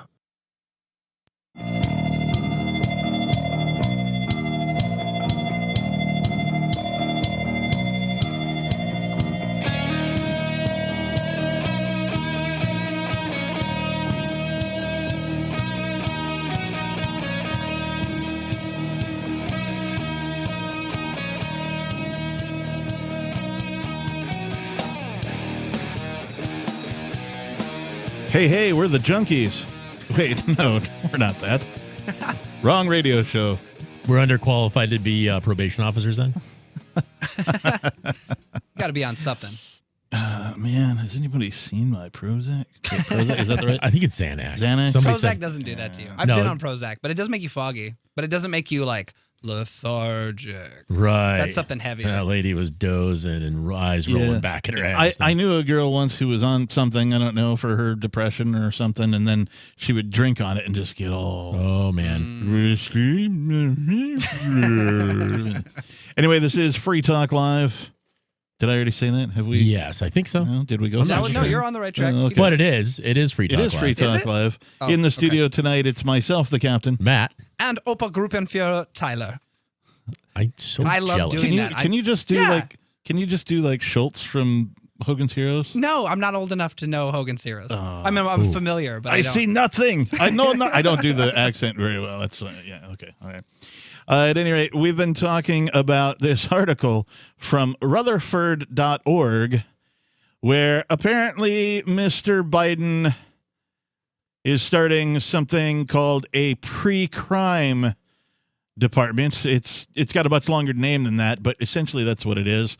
The headline reads, "We'll all be targeted under the government's new pre-crime program." And we've just sort of begun to talk about that, but we are a live call-in program, so let's go to your calls and thoughts. Let's start with Major Payne calling from Michigan. Major, you're on Free Talk Live. Come down. I see nothing. I know nothing. There we go. I feel better now. Yes. Thanks, Schultz. Hogan, you must put those things away. We will be seen. My favorite episode was when Colonel Hogan would sneak out the underground tunnels that they had dug and then put on a German uniform and go into like the club for the German officers and impersonate and get all the ladies. Right? He'd be sitting there like two hot, German looking ladies or whatever, and none of them would recognize him for some reason. That was Bob Crane, and he died under very mysterious circumstances. Well, and he was a party animal too. He was doing. He was every bit as much a dog as the Rat Pack. Indeed. What were you calling about tonight, Major? Well, you're talking about your comrade in arms there getting hemmed up by the interstate commerce law, and I got hemmed up by the same.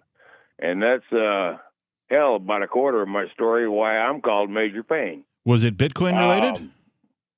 No, it ain't Bitcoin related. It's law related. It's ugly related. It's over. You know how they ride you. All right. So in 2000, I got hemmed up for a misdemeanor, which I spent 90 days in jail for. But it held paper time on it because it was an ugly misdemeanor. Mm-hmm. CSC, criminal sexual conduct. I snapped a teenager's waistband, and under the assault of my attorney. The public pretenders, I think I should call them. Yeah. My advice was to plead guilty and say that I had done this to see her privates. That was their saved advice? me from doing 4 years in jail to doing 90 days in jail. But then I had a 10-year paper trail. Well, then after 10 years, they produced another 15-year paper trail on this. And this was during the Obama years when you couldn't buy a job. So I went out west to the oil fields. So you've been carpenter. I was going to build houses, okay? Yep. So, Major, you've been being tracked by I, the government for 20 years, 25 years? 21 now. Wow. Yeah, and this is over a misdemeanor. I got 4 more to go. But anyway, let me get back to the core of the story. All right, here. go on. So I get out to North Dakota, and I landed a job, and I'm doing all right. You know, I'm living in a camper, and it's rough and whatnot, but I'm a hard ass. I can do this. Mm-hmm. So anyway, I rock my thing through, and I start smelling ugly. So I go to Montana, where my ex-wife had told me that there was no mandatory registration for misdemeanor CSCs. Okay. Well, it turns out that was only if they was Montana misdemeanors. Oh, I got airplanes circling me. I mean, I was paranoid for 6 months. I finally got hemmed up. At the last day I was working at the sugar plant, these guys turned me in. And I ended up doing 8 months in the federal pen, and then I violated for drinking a damn beer. This is how hard these guys are. I ended up doing another 4. I lost everything. I went out there out west with 2 trucks loaded for bear. I could build a house. I could build any damn thing. I lost everything, including like $7,000 in gold, 7 guns, and my right to bear arms. And this is just bull pucky. Do you feel like you were set up to fail? Most certainly. That's the government game. They give you enough rope to hang your damn self. Yep, agreed. Yeah. Absolutely. Sorry to hear that all happen to you, dude. Major pain. Major frickin' pain, dude. We appreciate the call, Major. Keep us updated as things go.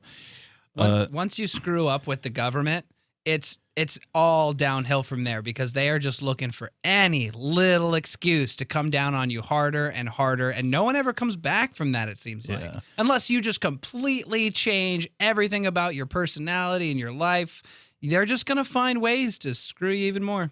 Well, and now it seems, particularly with this announcement about this pre-crime division, that they're going to be looking at innocent people who haven't violated any laws in order to try and prevent things from happening in the first place. Now, have you ever met anyone that was scared of people finding out what was in their search history online?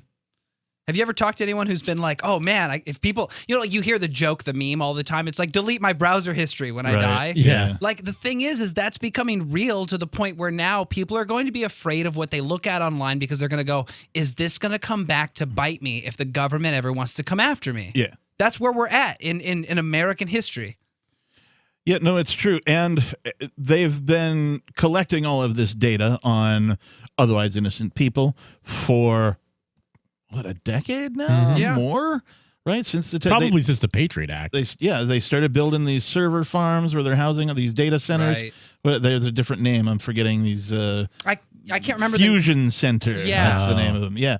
Where they're collecting all this data, and then they're just waiting for an opportune moment to use some piece of data they've collected on you 5 years ago, 8 years ago, 10 years ago, and bring it to relevance now. Well, see, 10 years ago, he said this. Yeah, and if you've got a dark sense of humor, like military guys especially have super dark sense of humor. Yeah. Just the fact that I call myself Obergruppenführer as a joke, they're going to go, oh, that guy's clearly a Nazi. Clearly. Clearly must be. Yes. And it's just stuff like that'll get taken out of context if it benefits, whoever it needs to benefit. Yeah, we'll talk more about this pre-crime division and take more of your calls here at Free Talk Live. 603-283-6160 is the number if you'd like to join in the conversation. More coming up. This is Michael Dean from the Freedom Fiends. I've run websites since 1996 and have used over a dozen web hosts in that time. AgristHosting.com is the only one that hasn't broken my heart. Agrist Hosting's uptime and service is stellar. and their DDoS mitigation is the best I've seen. That's important because if you tell the truth in this world, you'll ruffle feathers. And some people will try dirty tricks to silence your voice. No matter what the haters hit us with, Agorist Hosting keeps our websites online. If you have a mission-critical commercial presence or a world-changing activism site, you cannot tolerate any skullduggery. So go with agoristhosting.com. Have a WordPress or blog site, but you're not satisfied with performance or uptime? Or just want raw hosting? Want to pay with Bitcoin? Agorist Hosting specializes in high-performance hosting with personalized service. Go to agoristhosting.com and click on the button that says Get Hosted. That's agoristhosting.com. We have some good news. The indictments against Ross Ulbricht in the District of Maryland were dismissed with prejudice, meaning they can never be refiled. This is especially good because those indictments contain the only charge ever made that Ross engaged in murder for hire. This was a serious allegation that Ross Ulbricht denies. It was never prosecuted or ruled on by a jury, but was trumpeted by the federal government and the media as if it were proven fact. The Maryland court held these indictments for almost 5 years, poisoning Ross's case and leaving him under a cloud of unproven allegations. As explained in Ross's appeal to the Supreme Court, the fact that the judge used these allegations to give Ross a draconian sentence of double life without parole violated his Sixth Amendment right to a jury trial. Judges are required to issue sentences based on convictions decided by a jury, not unproven allegations never even charged at trial. Although this is a positive development, the dropped indictment will not set Ross free. Now, a presidential pardon is Ross's only hope of freedom. Sign the petition at freeross.org. freeross.org. Are you tired of your taxes funding endless occupations around the world? Antiwar.com is run by people who understand that wars abroad become wars at home, wars on our freedoms. Antiwar.com is dedicated to bringing you the latest in news, views, interviews, and reviews from the top movers and shakers in the anti-occupation movement. Antiwar.com has it all, from thorough foreign policy analysis to interviews with whistleblowers who used to run the military-industrial complex. Anti-war, pro-free market. That's antiwar.com. The LRN.FM social media channels have been revamped. We've eliminated Facebook and focused on other platforms like Twitter and Mastodon, the decentralized alternative to Twitter. On our accounts, you'll find posts from multiple LRN.FM show hosts together in one place. Follow us on Twitter at twitter.lrn.fm, or better yet, move to the decentralized Mastodon social media platform at toot.lrn.fm, toot.lrn.fm. I think you'll like it. On March 16th of this year, a joint government task force raided the New Hampshire Bitcoin Embassy, the Mighty Moose Mart, the homes of Aria DiMezzo, Andy and Renee Spinella, Colleen Fordham, a grandmother, and perhaps most relevant, the studios of Free Talk Live. The Crypto Six were arrested, most were released, but Rich Paul, also known as Nobody, and Ian Freeman both remain in custody. We've been in contact with attorneys that say no crime even appears to have been committed, but that didn't stop the Joint Thug Task Force from ripping out wires from the back of our broadcast stacks, taking Free Talk Live off the air, violating our and your First Amendment rights. You can go to thecrypto6.com and donate to fight against these charges. But as importantly, contact media and tell them about this outrage. This case is likely to set precedent for the use of cryptocurrency well into the future. Help our fight for liberty and financial freedom at thecrypto6.com. Do you appreciate what we do? Help us advertise, market, and promote for just $5 a month at amp.freetalklive.com.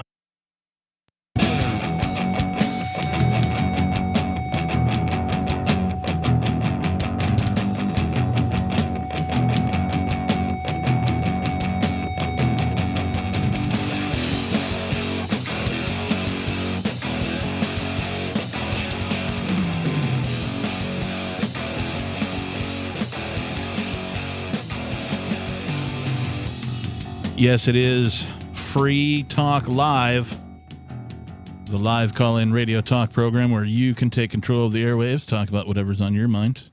The telephone number is 603-283-6160. Again, 603-283-6160. In the studio tonight, I am your host, the Reverend Captain Kickass. Joining me, Matt and Tyler. We've talked a little bit about Bitcoin and some things surrounding it. We've talked a bit about Ian Freeman, who is one of what we refer to as the Crypto Six, These are 6 people who were arrested on March 16th of 2021 by terrorists calling themselves government agencies who conspired together and raided the Free Talk Live studio. That's right, the studio we're broadcasting from right now. They bashed in doors. They broke door frames. They bashed in windows. They had 2 tanks, Bearcat tanks here, along with, I think we counted 6 different government agencies. They raided here. They raided the Bitcoin embassy. They raided homes of Aria DiMezzo, Renee and Andy Spinella, and Colleen Fordham. The Crypto 6 were then arrested and, of course, taken into custody, or held hostage is a more accurate description. 4 of them were released on bail. Ian Freeman and the person named Nobody, formerly Rich Paul, both remain in custody. What can you do to help? Well, you can visit thecrypto6.com. There's multiple ways in which you can donate to their legal defense fund, because these charges are not a joke.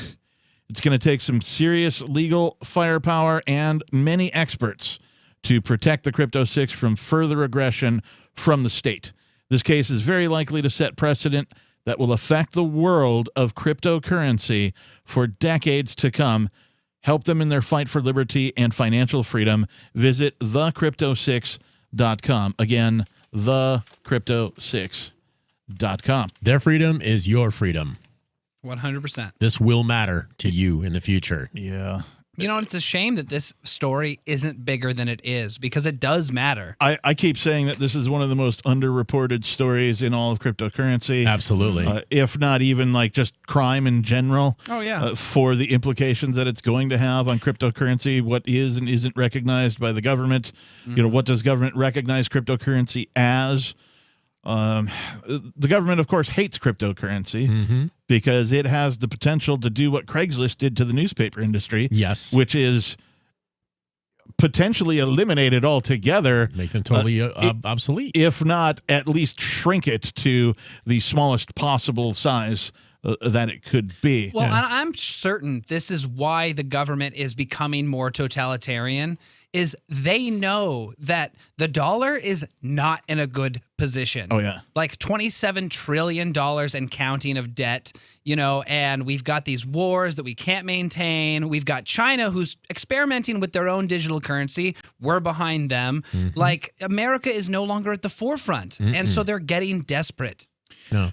And, you know, something I wanted to add is you're talking about it being underreported. For our listening audience, if you go to forums.shiresociety.com, there is actually Ridley, Bitcoin Gandhi, actually put up a list of cryptocurrency related websites of various kinds of news reporting places where you can write to them at the email addresses that he has listed and tell them to look out for the Crypto 6. Do stories on the Crypto 6. Let's get the word out there in the crypto sphere. Nice. Let's go to some of your calls and thoughts. Let's go to Greg in New York. Greg, you're on Free Talk Live. Hey, everyone. It's been a while. This is your friendly left libertarian calling from New York City. Isn't that an oxymoron? Left libertarian? Yeah. No, I don't know. No? I like when people differentiate Like- between left and right libertarians. Like jumbo shrimp? Jumbo shrimp? No. Military intelligence? No, not at all. Okay. Actually, the original libertarians in the 19th century were mostly on the left. No. They were, yeah. Okay, but isn't that more classical liberal than it is left, as we know it today? No, he's talking about the Molotov throwing anarchists. They were very lefty back the then. original libertarians certainly, were. We had to co-opt the term because liberal was co-opted by the left. Right. Okay. Well, what's on your mind tonight, Greg? Yeah, so I wanted to bring my perspective about Elon Musk and the whole Twitter thing and the whole thing about cryptocurrencies going down because China's cracking down on it, but mostly about Elon Musk. Okay. So if you think about it, it's very common in capitalism to have power concentrated in one person or a few people. Twitter is privately owned. It's a privately owned platform. And the first celebrity that got 1 million followers, I remember, was Ashton Kutcher. And, you know, having a lot of followers is a big form of capital. You can turn it into a lot of other capital. You can, for example, shill different products. Or you can, endorse. You could also do what Elon Musk does, which is if you have all these followers and you tweet at 2 a.m., the followers will go to the markets and they'll buy up or sell whatever you're based on what you're saying. Yeah, in the radio business, they used to call it a something bomb. I don't remember what it is, but like a popular radio host would get all of his listeners to go to a certain website or to donate to a certain cause, and they called it a radio bomb. Or something. They had some term for it. Exactly. So basically, by the way, you're asking like what's a left libertarian. One big thing like that I do is I don't just criticize the government. I also criticize large corporations and other concentrations of power. So, people decide on Twitter who to deplatform, who to not deplatform. They can do that because they built it, they own it. That's the cornerstone of capitalism.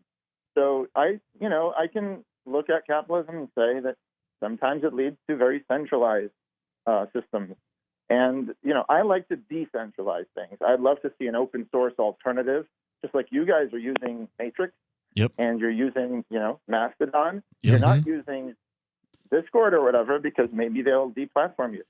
So, there's a lot to be said for completely free, permissionless innovation like the web, Wikipedia, cryptocurrency. Linux, open source. Yep. Cryptocurrency. Exactly. So I'm just saying that, it seems to be that on Twitter, if Donald Trump isn't going to be the king, then you need a new king, and that's Elon Musk for the time being. But it's all because everything is so centralized and because Twitter has a profit motive that they love to have these kinds of things because that's what brings them revenue. So, yeah, I mean, capitalism can also lead to centralized systems like Twitter, Facebook, big tech. It's not an accident. It's not necessarily the government that created that. Well, right. And Mike, I agree with you to an extent in that, as human beings have evolved, it was necessary for things to be sort of centralized, monolithic, if you will, with the organization of society in order to, build cities and, aqueducts and, plumbing as we know it, right? That type of thing. It was necessary for things to be centralized. But we're moving now into a time where technology has evolved to a point where things can be decentralized. So I'm looking forward to more of that. Sure. And as far as messaging and social media goes, there's also cryptocurrencies that work in as messaging apps and things like that. There's one called, we know a guy who's developing one called Hush. Hush is a crypto that's really designed not so much to be a currency, but to be a private messaging app. Well, Greg brings up a really good point with capitalism leading to monopolies, which we all understand does happen. And capitalism itself is a decentralized system, when you just talk about capitalism purely, right? And the thing very organic. Right. And the thing is, like with cryptocurrency or with any other decentralized system, the problem is that you can have clandestine entities that attempt to centralize it, which we're starting to see right now with cryptocurrency dipping lately, as we've seen. What's happening is you can see that there's this thing called the Wyckoff distribution. And cryptocurrency is following that pattern, which implies that institutions are, larger institution whales are dictating the price of crypto right now. Hey, thanks for the call tonight, Greg. Yeah, so basically what's happening is crypto is being centralized. It's just not being centralized overtly. And we need to be aware of that. 603-283-6160. More Free Talk Live is coming up. Join liberty-minded voluntarists, anarchists, and libertarians from June 28th through July 4th for ForkFest 2021 at Rogers Campground in the beautiful White Mountains of New Hampshire. ForkFest happens the week after the Porcupine Freedom Festival, and ForkFest is decentralized, which means no one is in charge. That also means there's no ticket cost. Just reserve your camping, RV site, or motel room with Rogers Campground for June 28th through July 4th. Where better to celebrate Independence Day than around other freedom-loving activists in the Shire? You can relax and enjoy the camaraderie of like-minded people, or you can create whatever experience or event you'd like others to have. If you're planning an event for ForkFest, be sure to let others know in advance. You can connect with fellow ForkFesters via the unofficial Telegram chat or the ForkFest forum. Links to those are on the unofficial website, forkfest.party. Mark your calendar for June 28th through July 4th, 2021. We'll see you at forkfest.party. Bitcoin.com has launched a trading platform at local.bitcoin.com, allowing you to buy or sell Bitcoin Cash via dozens of payment methods like PayPal, Venmo, bank deposit, remittances, or meeting in person with cash. There are no ID requirements to sign up for and use the site, and all communications between buyers and sellers are encrypted. Finally, a global trading platform that respects your privacy. Visit local.bitcoin.com to get started trading Bitcoin Cash. local.bitcoin.com.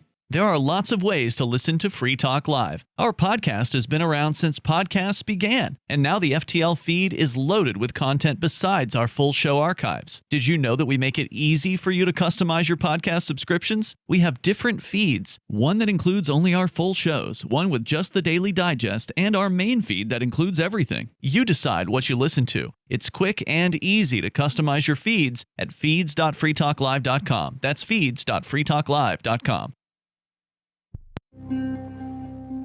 Friends of local man Carl Brewster told reporters this week they are all absolutely at a loss as to how he is not completely depressed. I've known Carl for years now, and he really is a great guy, super nice.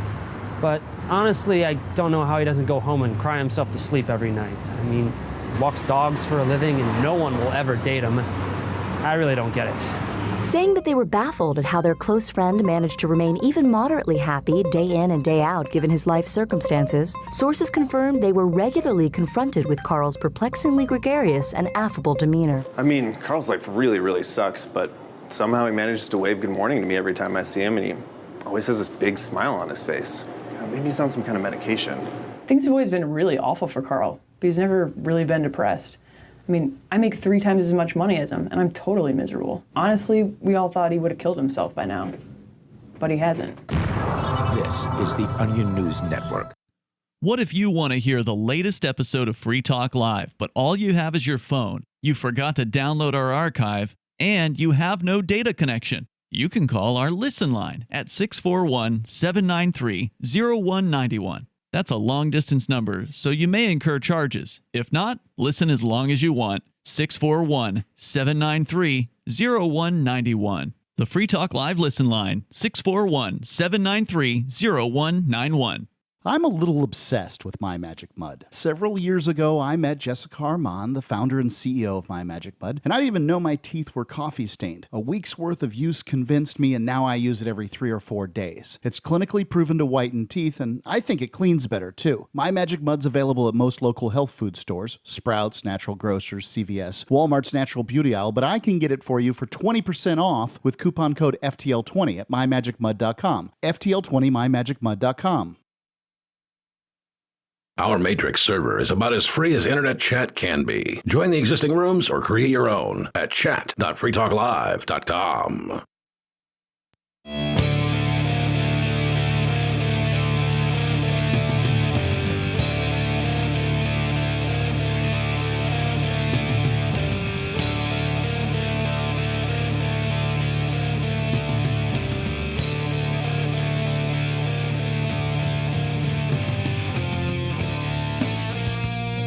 Welcome back, everybody. Thank you for listening and tuning in to Free Talk Live.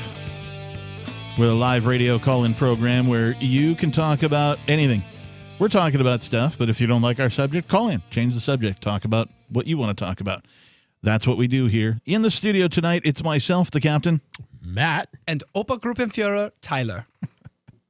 You like that accent, don't you, man? I'm just going to start calling myself John Jacob Engelheimer. Hey, his name's my name, too.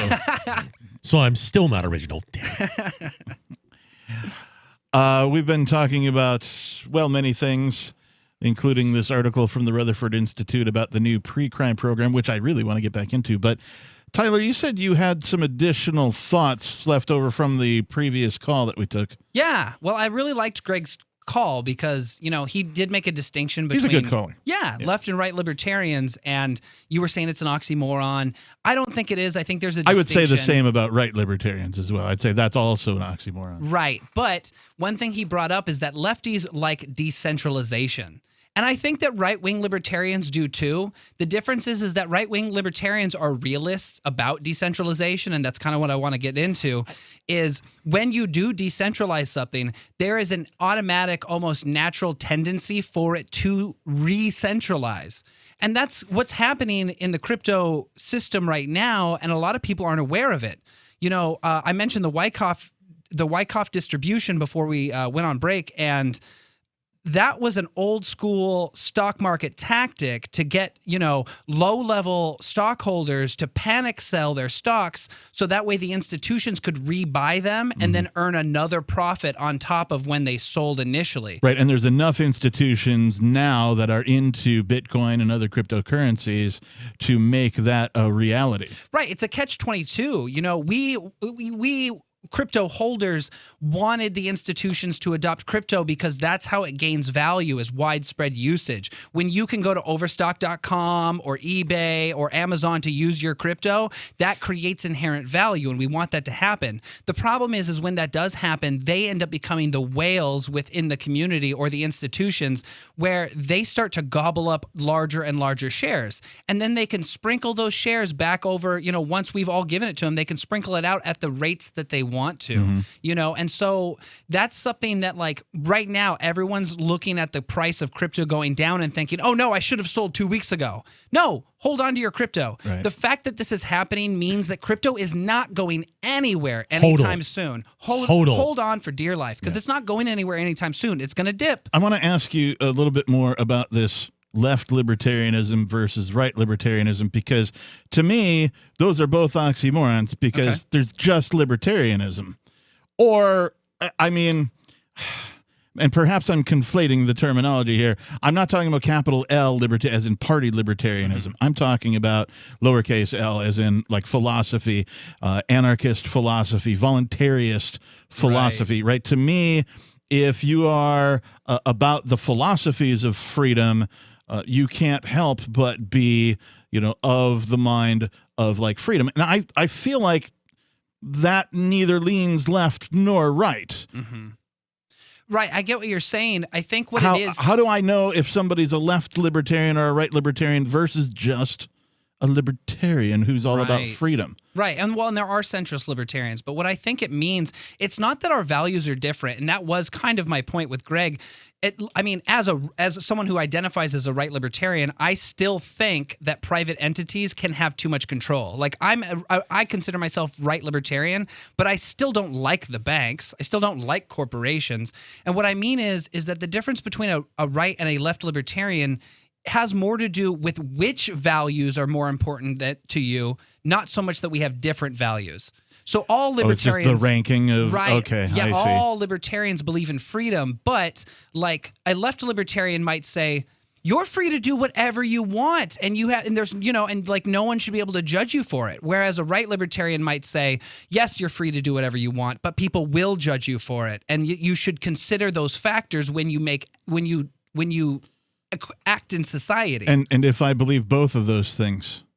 Well, and that's what probably makes you a centrist, is that you have a balance where you say, yes, you can do whatever you want. So as a right libertarian, I believe in like social sanctioning, which is the idea that like we don't need government to tell us how to behave in society, but we should tell each other how to behave in society. Yes, absolutely. And we should shame people that do things that are not good for the social fabric. Yeah. Whereas, and I'm not saying all left libertarians, but some left libertarians would say you shouldn't shame people for their choices, and people should be able to choose whatever they want without having fear of social repercussions.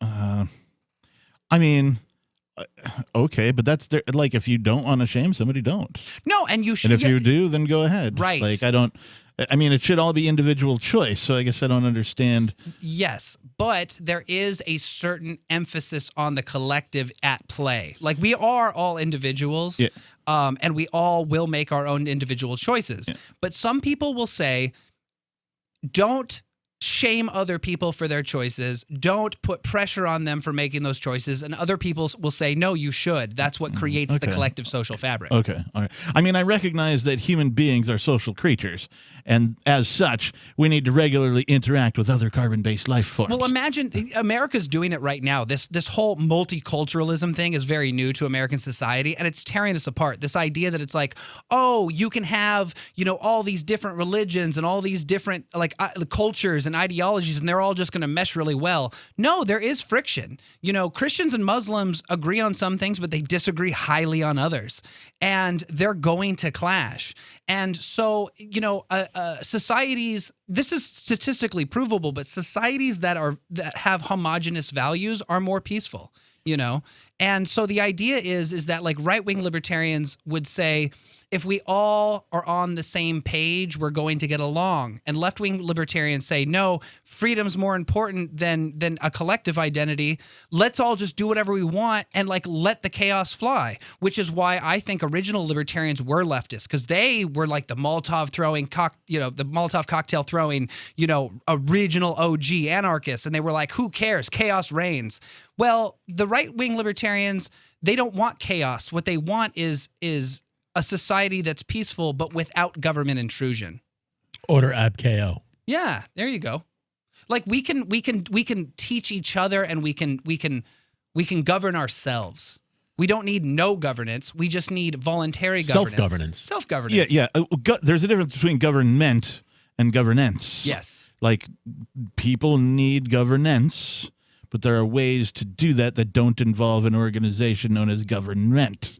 Right. Which is, you know, the claim of monopoly on force of a geographic area, right? So, and you should be able to opt in or opt out of whatever governance things that you deem are correct for you or your family and that type of a thing. You know, the early days of extremely small government, a lot of I'm going to bring out the conspiracy theorists now, but the Freemasons were rampant. Everybody and their father and their brothers were all Freemasons. Now, with Freemasons, does that mean that I get my brickwork done for no cost? Absolutely not.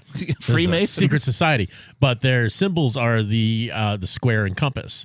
So the compass signifies circumscribing your passions, which means tone it down, and being on the square means be square with people.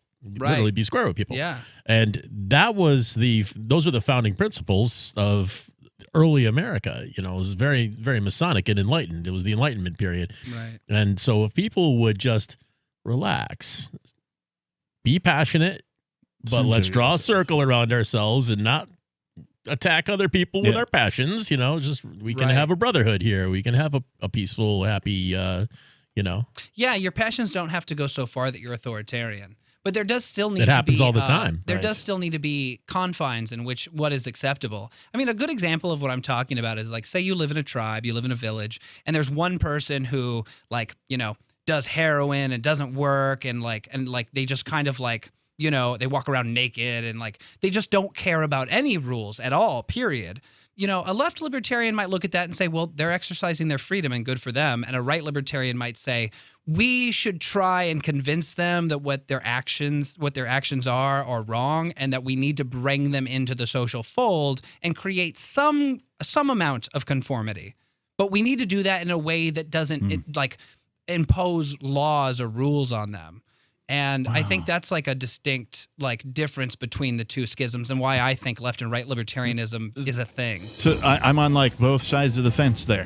Yeah. Right. You know, like I can identify with each of the examples you've given of either left or either right, and like even had circumstances in which I had to exercise them, right, in the course of my life, you know, and you know just try to be tolerant of other people and their decisions and things like that. So that's very interesting. More Free Talk Live is coming up. Hour number 3 is on the way, and we'll get to more of your calls. Tired of cancel culture? Sick of mega tech corporations holding an axe over your head? Join the LRN.FM Matrix chat server. It's self-hosted, so no one else can tell us what to do or say. Don't like the existing channels? You can make your own. You can even connect into some of our channels from other Matrix servers. It's federated. For the full LRN.FM Matrix experience, though, you should join our server via the step-by-step instructions at chat.lrn.fm. Chat.lrn.fm. Do you feel like your nation, state, or community no longer holds your values? Have you dreamt of a place where people agree that liberty is important and are free to pursue their projects so long as they respect the property of others? There are many people just like you that are discovering freeprivatecities.com. Their social media links are at the upper right of the page at freeprivatecities.com. All skill levels will be needed when the first of the Free Private Cities opens. It's sooner than you think. Stop arguing and build. freeprivatecities.com. There are basically two types of advertising: direct response and branding. Radio's great for direct response with its low cost to listener ratio, but audio can't be beat for branding, which is a longer-term endeavor. You want to be the first thing that someone thinks of when they think about your product or service. If you have a local business that you want kept top of mind in your community, call the station. If you need national reach, Free Talk Live's got around 200 radio stations, millions of monthly listening sessions, can suit all budgets, and if we don't think we're right for you, we'll tell you. Email me, mark@freetalklive.com.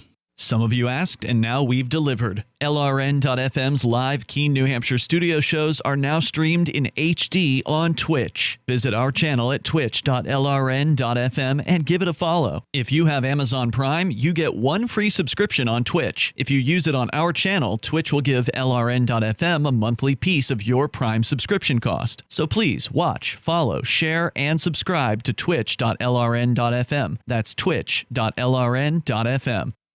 You're listening to the live edition of Free Talk Live. Hour number 3 is next after the news here on the Liberty Radio Network at LRN.FM. There's talk of a ceasefire. I'm Chris Foster, Fox News. There are reports that the last week and a half of fighting between Israel and Hamas militants in Gaza could be winding down.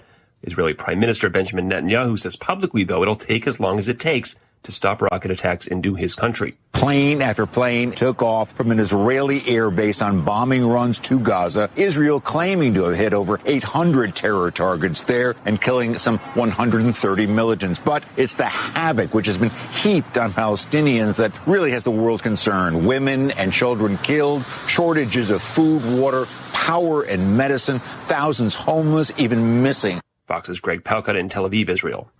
A report from Republicans on the House Intelligence Committee finds significant circumstantial evidence that the coronavirus that's been spreading around the world leaked from a lab in Wuhan, China. California Congressman Devin Nunes tells Fox if you look at reporting from around the world on the origins of the virus, all signs point to the lab. That's all we really have to go on because our intelligence community, once again, has failed us. The Chinese government claims the virus occurred naturally, jumping to a human from some other species. 35 House Republicans joined Democrats passing a bill to create a commission to investigate the January 6th attack at the Capitol. Republican leadership opposes the idea. 2 former Colorado police officers now face charges for how they handled a woman with dementia during her arrest last year. 73-year-old Karen Garner suffered arm injuries after 2 Loveland officers, Austin Hopp and Daria Jalali, arrested her for leaving a store without paying. Prosecutors say Hopp covered up excessive force use, while Jalali never reported it. Sarah Schalke, an attorney for the family, this is not an excessive force case. It's torture. She accuses Loveland Police Chief Robert Ticer of being part of a cover-up. Ticer says he supports the counts against the now former officers who resigned in April. Fox's Gernal Scott. America's listening to Fox News.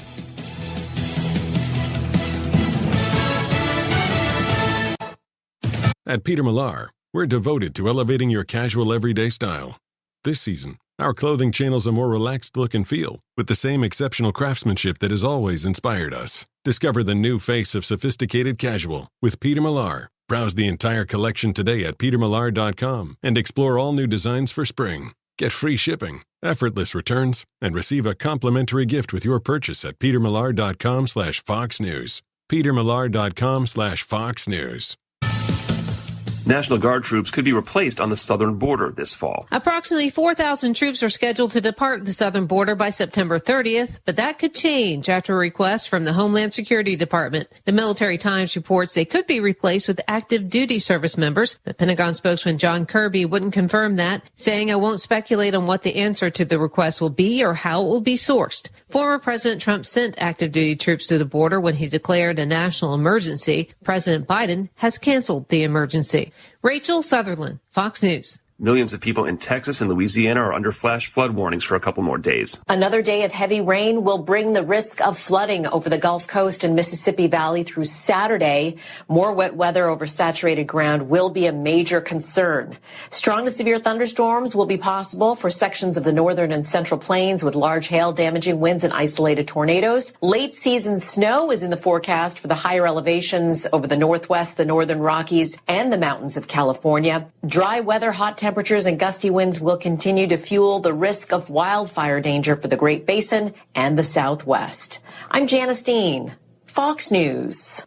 Amazon faces more accusations of racial or gender discrimination, harassment, and retaliation. 5 women working in management positions at Amazon warehouses or corporate offices filed federal lawsuits against the online retailer, saying the company favored men over women in career opportunities and retaliated after they complained.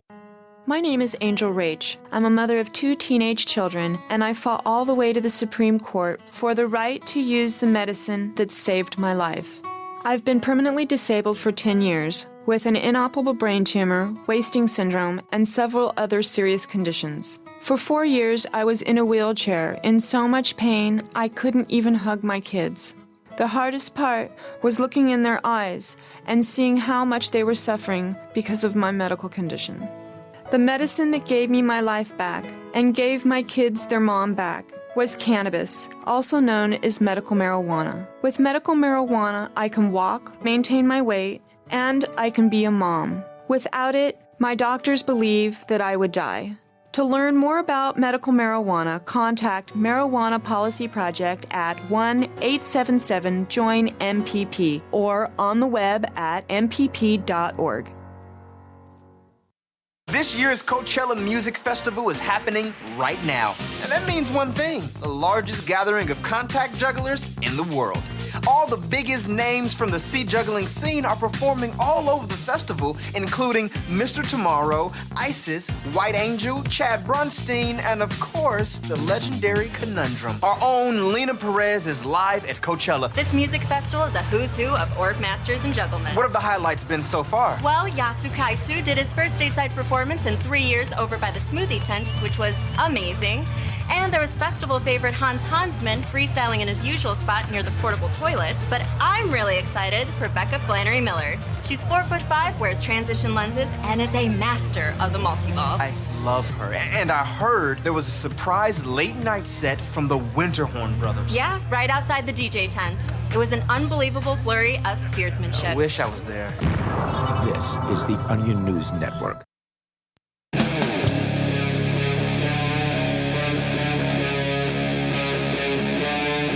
Free Talk Live.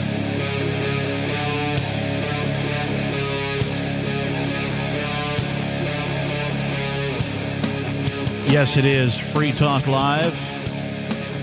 The telephone number here is 603-283-6160. The lines are full right now, so if you get a busy signal, just keep trying. In the studio tonight, it's myself, the captain, Matty Matt, and Tyler. Richie Rich is in here. I messed up.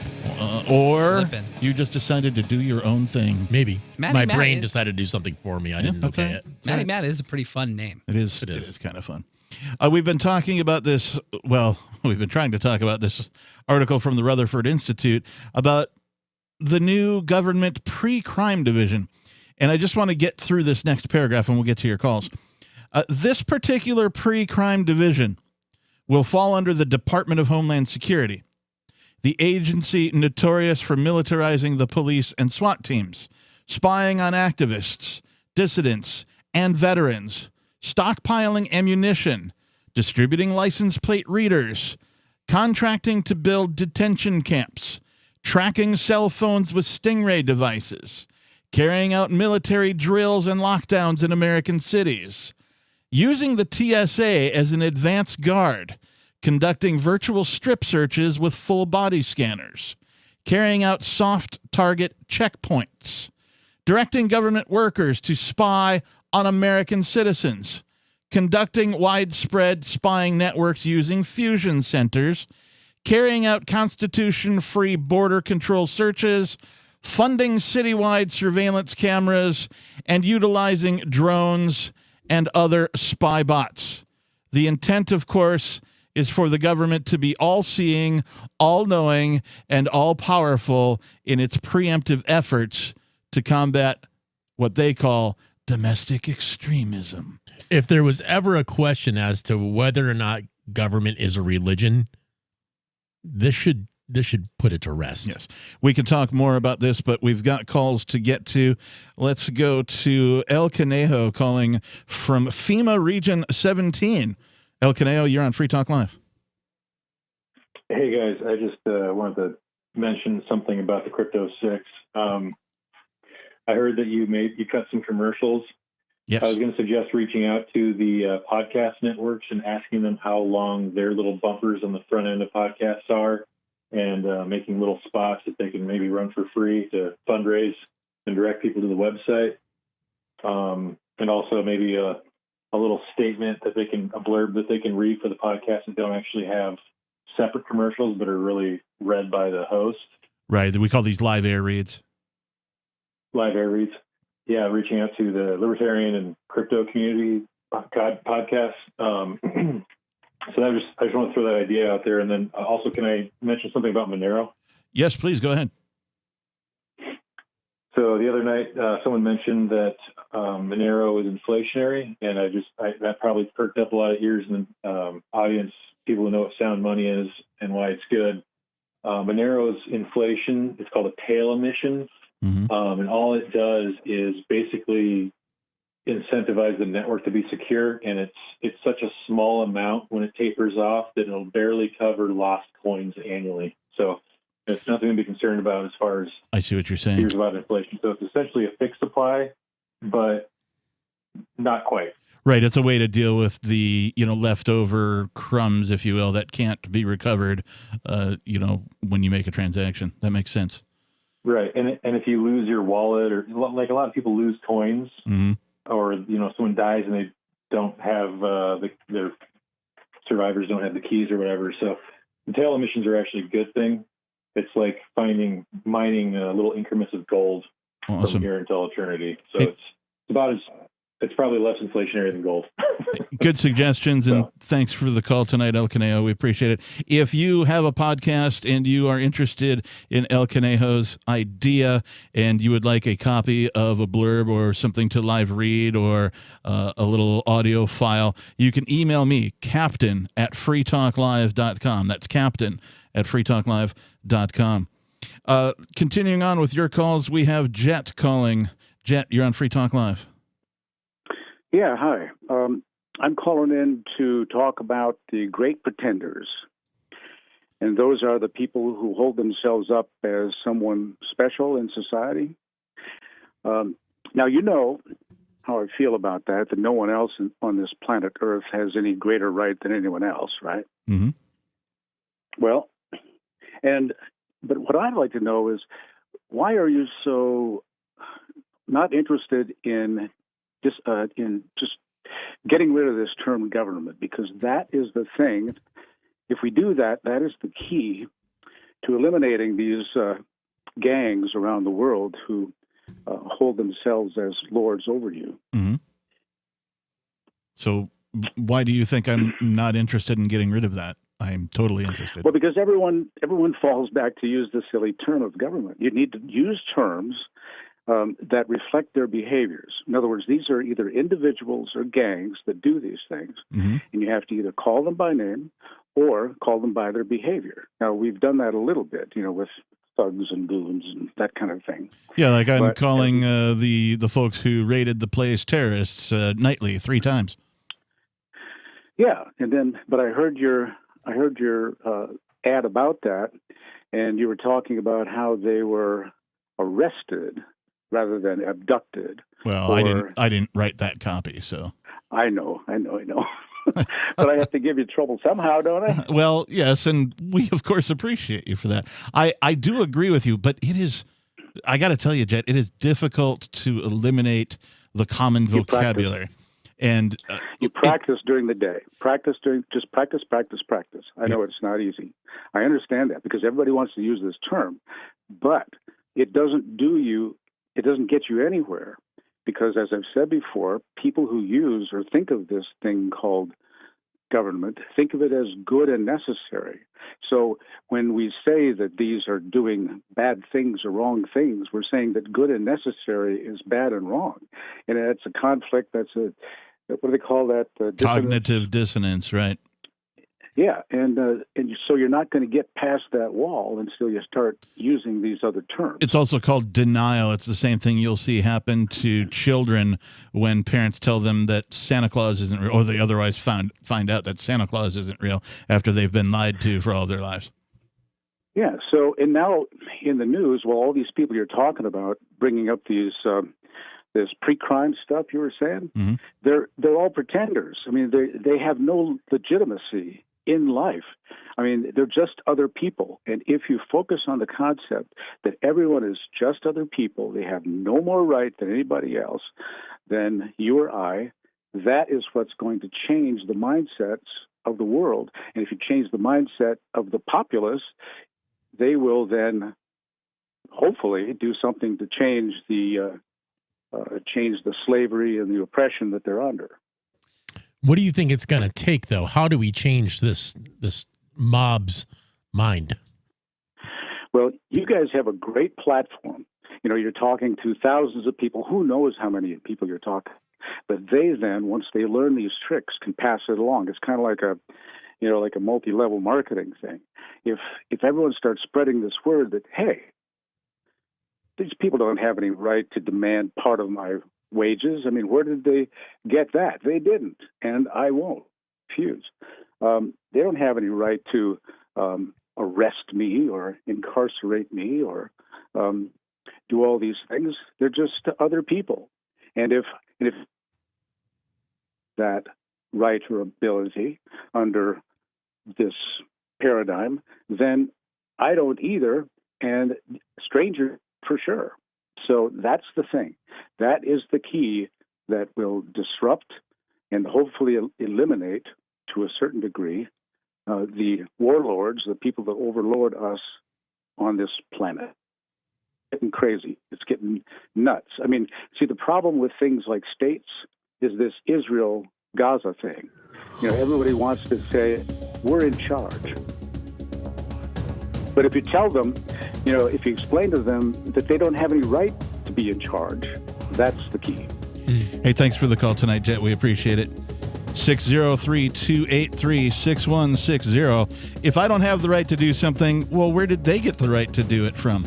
More Free Talk Live is on the way.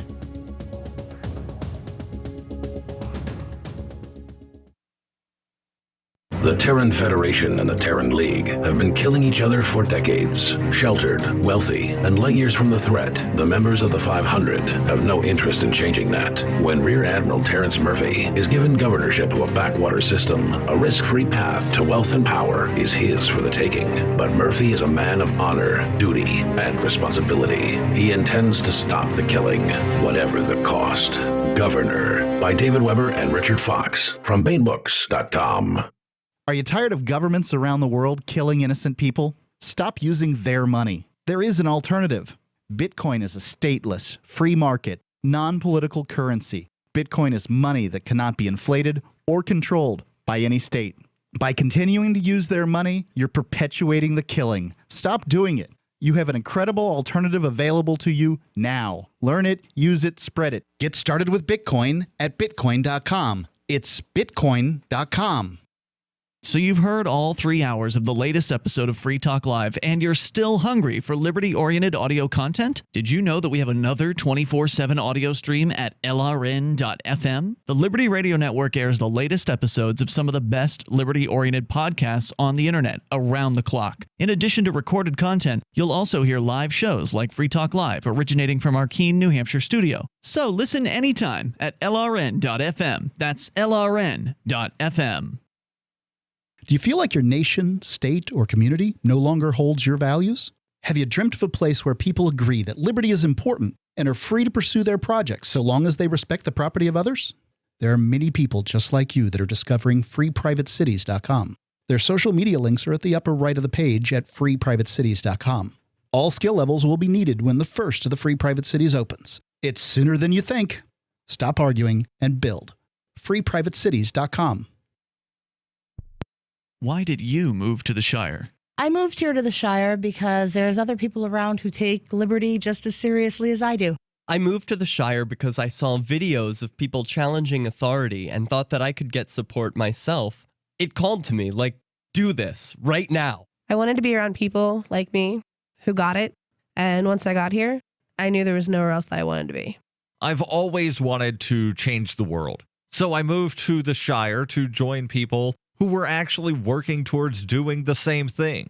The people here are awesome, loving, and positive. It was for the adventure and for the feeling of something important is happening here. And I just wanted to come to sort of be part of that. Visit ShireSociety.com to read and sign the Shire Society Declaration and learn the reasons why, if you love liberty, you should immigrate to the Shire. Plus, connect with others via the forum at ShireSociety.com. That's ShireSociety.com. If you want to know the latest about Free Talk Live before we go on the air, all you need to decide is how you want it delivered. It's your choice. Visit news.freetalklive.com to receive our usually weekly news updates by email. Plus, we have a Twitter account at twitter.freetalklive.com, and you can follow us on the decentralized Mastodon platform at toot.freetalklive.com. So please follow us at toot.freetalklive.com and sign up for our emails at news.freetalklive.com. Looking for a great real estate investment? Consider New Hampshire, which is ground zero for the Liberty Movement. Your first call should be to Mark Worden from Porcupine Real Estate. He's more than just a real estate agent. He's your New Hampshire concierge. Where are the best places to live? Do you want farm, city, the burbs, or forest? Do you want a duplex or multifamily building so that renters pay your mortgage? There are homes in all price ranges in New Hampshire, and Mark can help with financing too. Invest in liberty and property. Mark Worden can help. PorcupineRealEstate.com.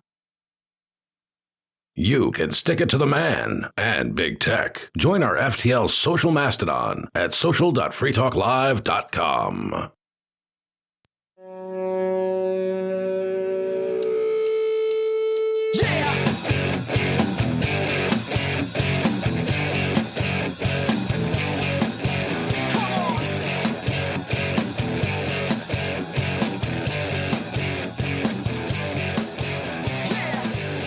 Welcome back to Free Talk Live. The telephone number in the studio is 603-283-6160. Again, 603-283-6160. In the studio tonight, it is myself, the Reverend Captain Kickass. Joining me, Matt and Tyler. We've been talking about, well, a whole bunch of things tonight, but in particular, we've been circling back to this article from Rutherford.org where it said, this is a John Whitehead commentary article, total tyranny. We'll all be targeted under the government's new pre-crime program. And the intent, of course, of this program is for the government to be all-seeing, all-knowing, and all-powerful in its preemptive efforts to combat domestic extremism. Where we run into trouble is when the government gets overzealous and overambitious, and it overreaches. This is how you turn a nation of citizens into snitches and suspects. In the blink of an eye, ordinary Americans will find themselves labeled domestic extremists for engaging in lawful behavior that triggers the government's pre-crime censors. Of course, it's an elaborate setup. We'll all be targets. In such a suspect society, the burden of proof is reversed, so that guilt is assumed and innocence must be proven.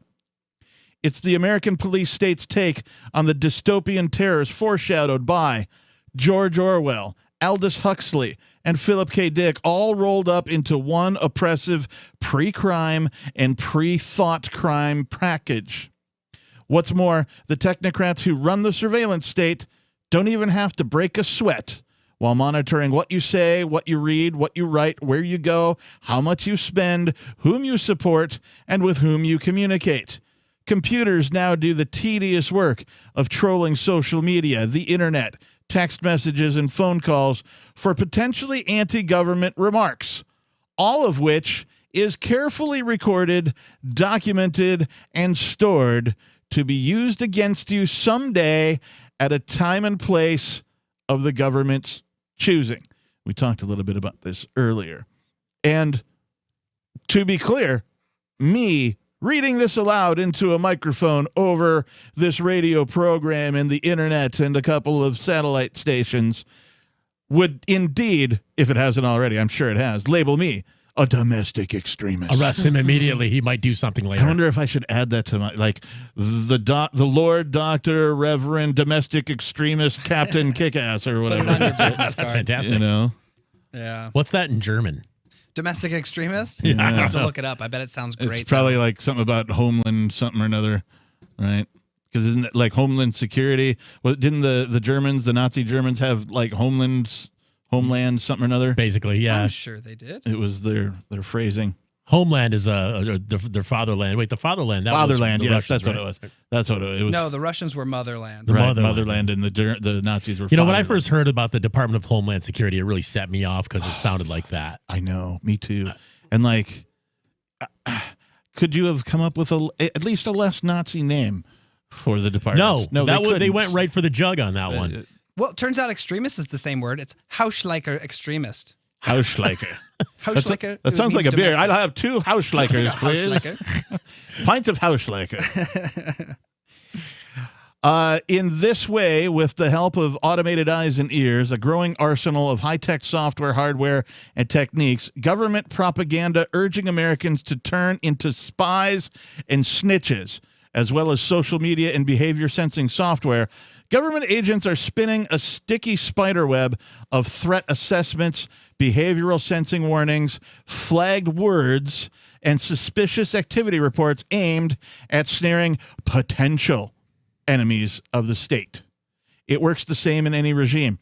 As Professor Robert Galately notes in his book Backing Hitler about the police state tactics used in Nazi Germany, there were relatively few secret police, and most were just processing the information coming in. I had found a shocking fact. It wasn't the secret police who were doing this wide-scale surveillance and hiding on every street corner. It was the ordinary German people who were informing on their neighbors. Yep. Here's the thing. As the Germans themselves quickly discovered, you won't have to do anything illegal or challenge the government's authority in order to be flagged as a suspicious character, labeled an enemy of the state, and locked up like a dangerous criminal. In fact, all you'll need to do is use certain trigger words, surf the internet, communicate using a cell phone, drive a car, stay at a hotel, purchase materials at a hardware store, take flying or boating lessons, appear suspicious to a neighbor, question government authority, or generally just live in the United States. The following activities are guaranteed to get you censored, surveilled, and eventually placed on a government watch list, possibly detained, and potentially killed. And because this list is rather long, I'm not going to read the paragraph that goes along with each one of these. I'm just going to list them off. Taking flying lessons is on there? Oh, man. Use harmless trigger words like cloud, pork, and pirates. What? Use a cell phone. Wait. Drive a car. These are things that could get you flagged. Attend a political rally. Express yourself on social media. Serve in the military. Disagree with a law enforcement official. Call in sick to work. Limp or stutter. Appear confused or nervous. Fidget, whistle, or smell bad. Apparently, BO gets you on the list. Allow yourself to be seen in public. Maybe it should. I might actually agree with that. That's fair. We're just talking about some social decorum over there a few minutes ago. Certainly, folks on the planet need. The Nazis would agree with that. I feel Nobody like. needs 32 kinds of deodorant. They were big on hygiene. Allow yourself to be seen in public waving a toy gun or anything remotely resembling a gun, such as a water nozzle or a remote control or a walking cane, for instance. Stare at a police officer. Appear to be pro-gun, pro-freedom, or anti-government. Well, that's me. I'm on the list. Attend a public school. Speak truth to power. That's the list. Is there anything on there you guys wanted to talk about specifically? Because they give examples. This is timely because I was actually thinking about taking flight lessons this summer. I've been saving for it. And now I'm on that list for like everything.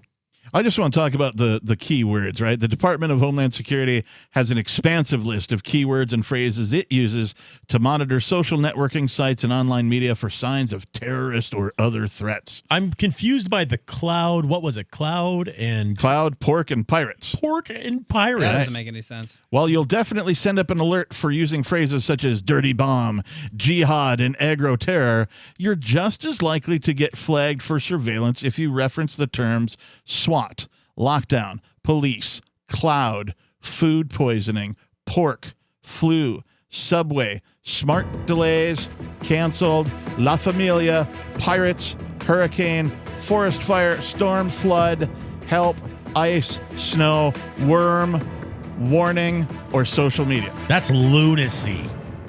These are the key words that may trigger you to be on a list of potential pre-crime that you may become a future domestic terrorist. 603-283-6160. Carl Watner, longtime proponent of a voluntary society, died last December. You may have seen his articles published on his website, voluntarist.com, in his newsletter, The Voluntarist, the Mises Institute, or elsewhere over the last 40 years. His newest book, I Must Speak Out, Volume 2, The Best of the Voluntarist, is now available via Liberty Under Attack Publications. This 430-page second volume spans the years of 2000 through 2020 and includes articles by Carl Watner, Hans Hermann Hoppe, Carl Hess, Benjamin Tucker, George H. Smith, Lysander Spooner, Pete Eyre, Joyce Brand, and many others. I Must Speak Out is for the newly initiated, the veteran voluntarist, or anywhere in between. Buy the book now at libertyunderattack.com/voluntarist. For more great content on building a voluntary society and for Carl's extensive archives, check out voluntarist.com. I'm grateful to have heard from some of our satellite listeners recently. I appreciate knowing that people are out there who like what we do and are willing to support it financially. LRN.FM's free-to-air satellite feeds blanket most of 2 continents. It was my goal to put our channel there so people without internet could receive our programs and feed pirate radio stations. We started a fundraiser on Patreon a few years ago to back the satellite channels. I recently announced that I was considering canceling the feeds, and donations increased from 15 to 20% of our costs, which are around $1,000 per month. That's a good start, and to incentivize more contributions, the Shire Free Church will be matching every dollar. Can we reach $500 per month? With your help, we can. You can join our satellite fundraiser for just $2 a month at fund.lrn.fm. If we raise enough to keep both of the channels on the air, awesome. If we raise more, I'll add more channels. If not, we can shut them down and go internet only. It's up to you. Thank you for your support. fund.lrn.fm. Are you tired of governments murdering people around the world? Stop using their money. There is an alternative. Bitcoin is a stateless, free market, non-political currency. Bitcoin cannot be inflated or controlled by any government. By using their money, you are helping the state. Stop doing it! You have an incredible alternative available now. Learn it, use it, spread it. Get started with Bitcoin at bitcoin.com. That's bitcoin.com. The LRN.FM social media channels have been revamped. We've eliminated Facebook and focused on other platforms like Twitter and Mastodon, the decentralized alternative to Twitter. On our accounts, you'll find posts from multiple LRN.FM show hosts together in one place. Follow us on Twitter at twitter.lrn.fm, or better yet, move to the decentralized Mastodon social media platform at toot.lrn.fm, toot.lrn.fm. I think you'll like it. So the protection of life, liberty, and property is what the Free State Project is all about. But it's an effort to move 20,000 people who understand. It's about demonstrating to the entire country that, yeah, we can have a free market, a truly free market. Making it just a freer, great place to live.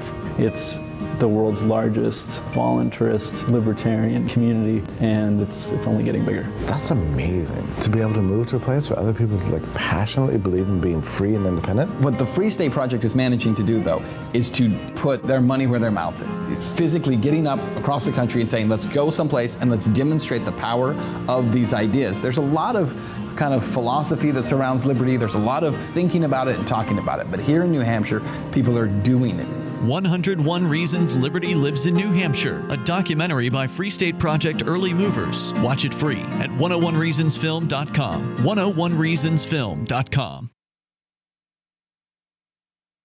Don't miss a moment of Free Talk Live. Get our archives daily via our podcast at feeds.freetalklive.com.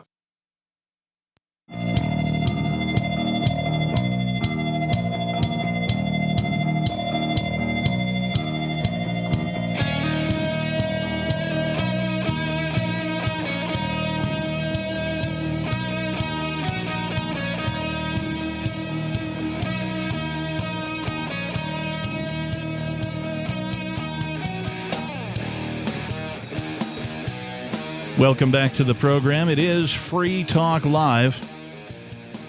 The telephone number here in the studio is 603-283-6160. In the studio tonight, it's myself, the captain. Matty Matt.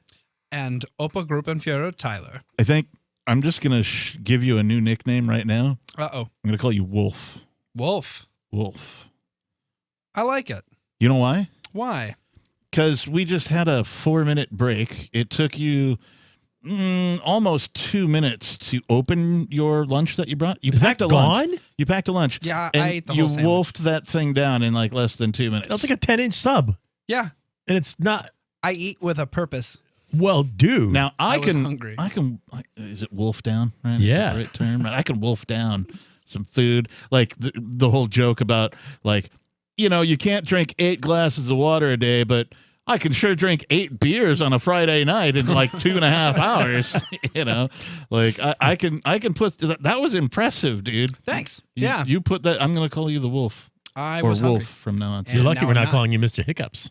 I'm not going to get the hiccups. What I might do is I might end up falling asleep during the rest of the segment.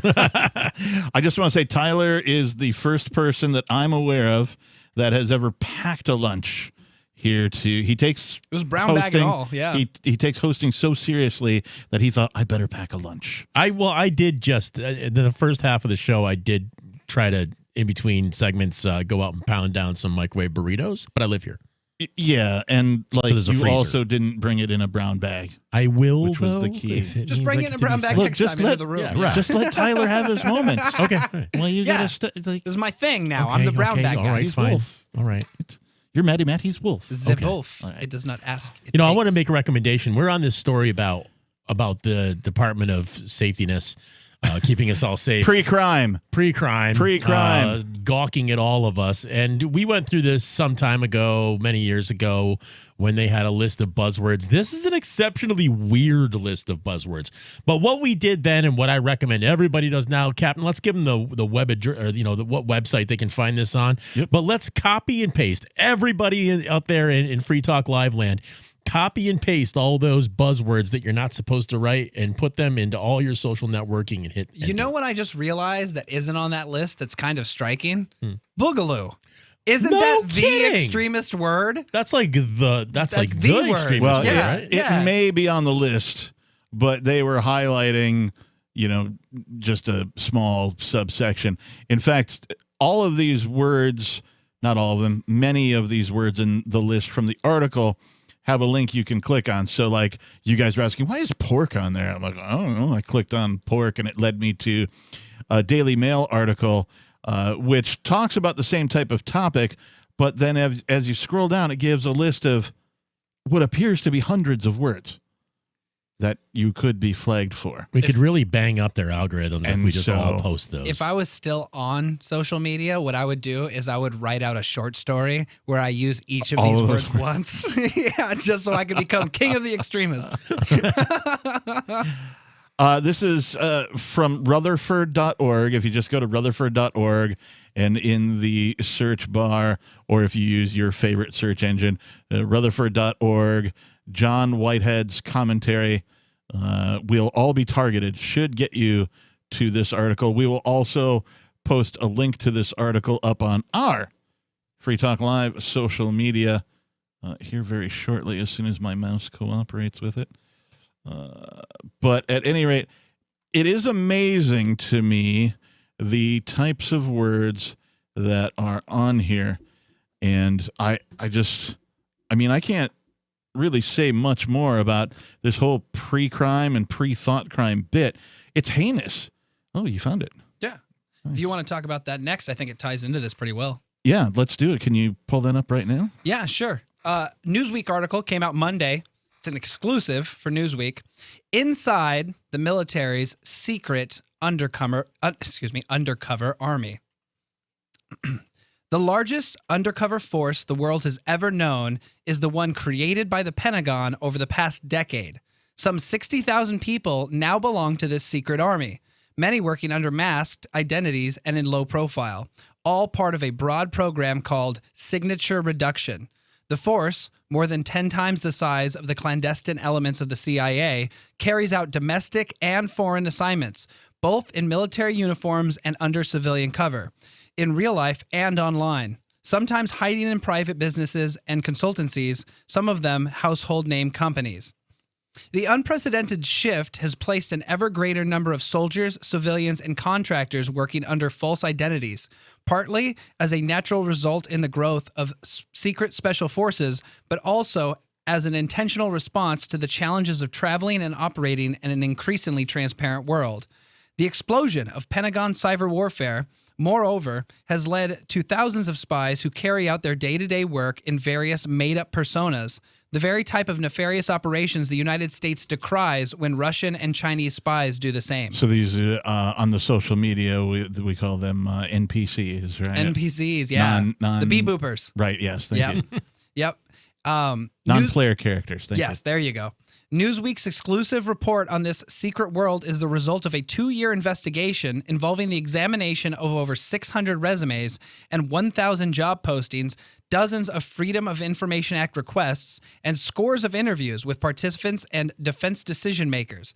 What emerges is a window into not just a little-known sector of the American military, but also a completely unregulated practice. No one knows the program's total size, and the explosion of signature reduction has never been examined for its impact on military policies and culture. Congress has never held a hearing on the subject, and yet the military developing this gigantic clandestine force challenges U.S. laws, the Geneva Conventions, the Code of Military Conduct, and basic accountability. So these guys are digital spies. Not only digital spies, but they're spies within corporations, within society. You know, it's funny, we said the United States of East Berlin earlier, but I said this on a show previously, but during the Cold War in East Germany, I think it's 1 in 5 people were a government informant, which meant if you were in a family of 5, chances are someone was informing on on you to the government. Right, and the interesting thing from the previous article, I think that the segue there is that, you know, in Nazi Germany, it wasn't so much, you know, the authorities doing the spying. It was people turning each other in. That's right. In your own community, your own family, right? Kind of like the fear of, you know, some of the laws that are made where somebody can just sort of call Child Protection Services and make an anonymous call and get some children taken away from some parents who did nothing. Yep. Same thing with what's the gun laws where they can do that. They red flag laws. Yeah, red flag laws. Yeah. Oh, I think Bob's got something wrong with him, and I know he owns guns. Right. Red flag laws are the ultimate. Like they were the first, the pre-crime movement that's happening right now. And this all reeks of like Nazi Germany or like communist Russia. The whole, are you loyal to the party?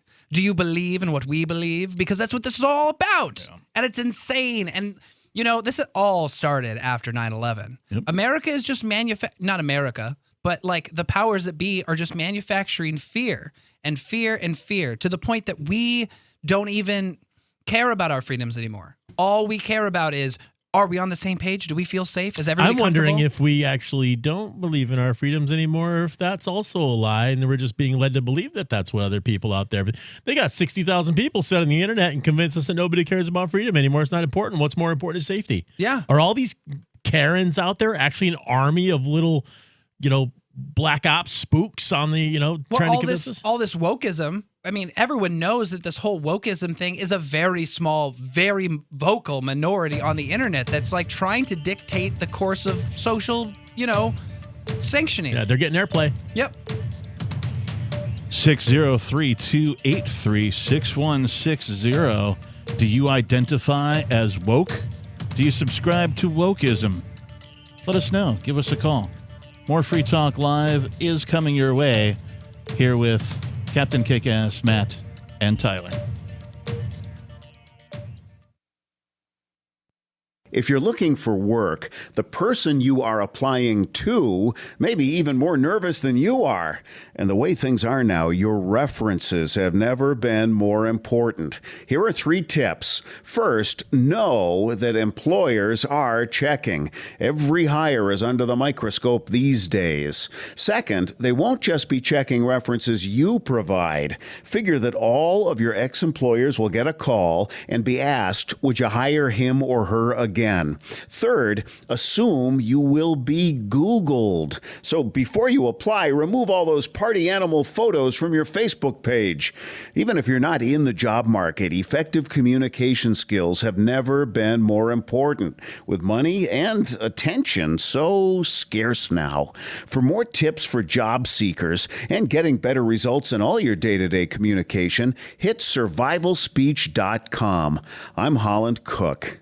So you've signed the Shire Society Declaration and are planning your move to New Hampshire to be around more liberty-oriented people. Next, sign up for the Shire Society Forum at forum.shiresociety.com. There are a bunch of people there who are already in the Shire, and they want to meet you. If you're already in the Shire physically, you should also come by the forums. Remember, not everyone uses Facebook. New people are signing up for the Shire Society Forum every month, so drop in and say hello at forum.shiresociety.com.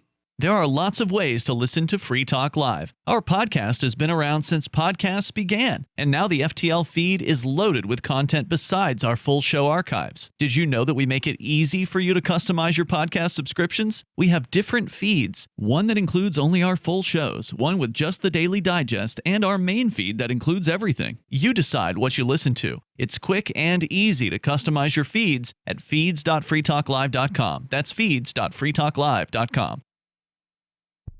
Free Talk Live. Laws are made by politicians. A politician is a synonym for a liar and a thief. I don't necessarily agree with that. Not entirely every time, but generally we're talking about politicians here. You wouldn't trust them with your bank account, would you? No, but that's what I'm talking about. Liars and thieves have written crap down on pieces of paper, and you're justifying it. I'm not justifying it. I'm just saying that if I tell you pot, that's wrong. It's not wrong. It's not wrong when politicians tell you you can't do something.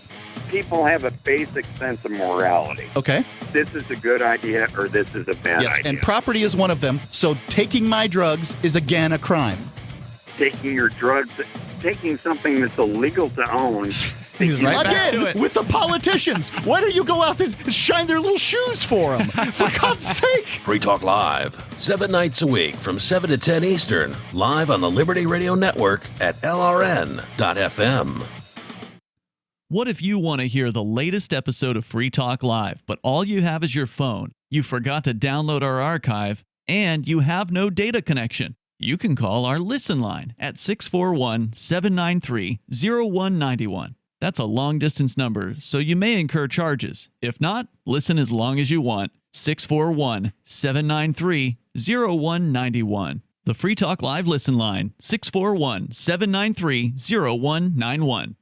The new 4th edition of Healing Our World, The Compassion of Libertarianism, will take your understanding of liberty to a deeper level and has over 1,300 updated references, new cartoons, and a foreword by Dr. Ron Paul. With discounts for multiple book purchases, the 4th edition of Healing Our World is a great gift for the liberals, pragmatists, environmentalists, and Christians in your life who think libertarianism is cold-hearted. Get yours today at healing.freetalklive.com and use promo code FTL for a $5 discount. We're still not sure why you'd want to watch, but our video feed is streaming nightly for free at cam.freetalklive.com.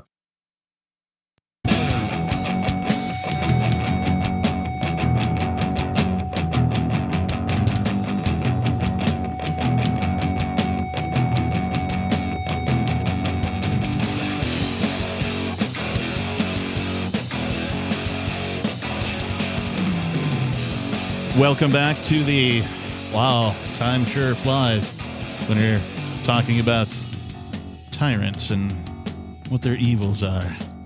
It is Free Talk Live. You've probably missed your opportunity to call in, but for the future, you can dial 603-283-6160. We're here 7 nights a week from 7 p.m. until 10 p.m. Eastern. In the studio tonight, it's myself, the captain. Matty Matt. And Tyler.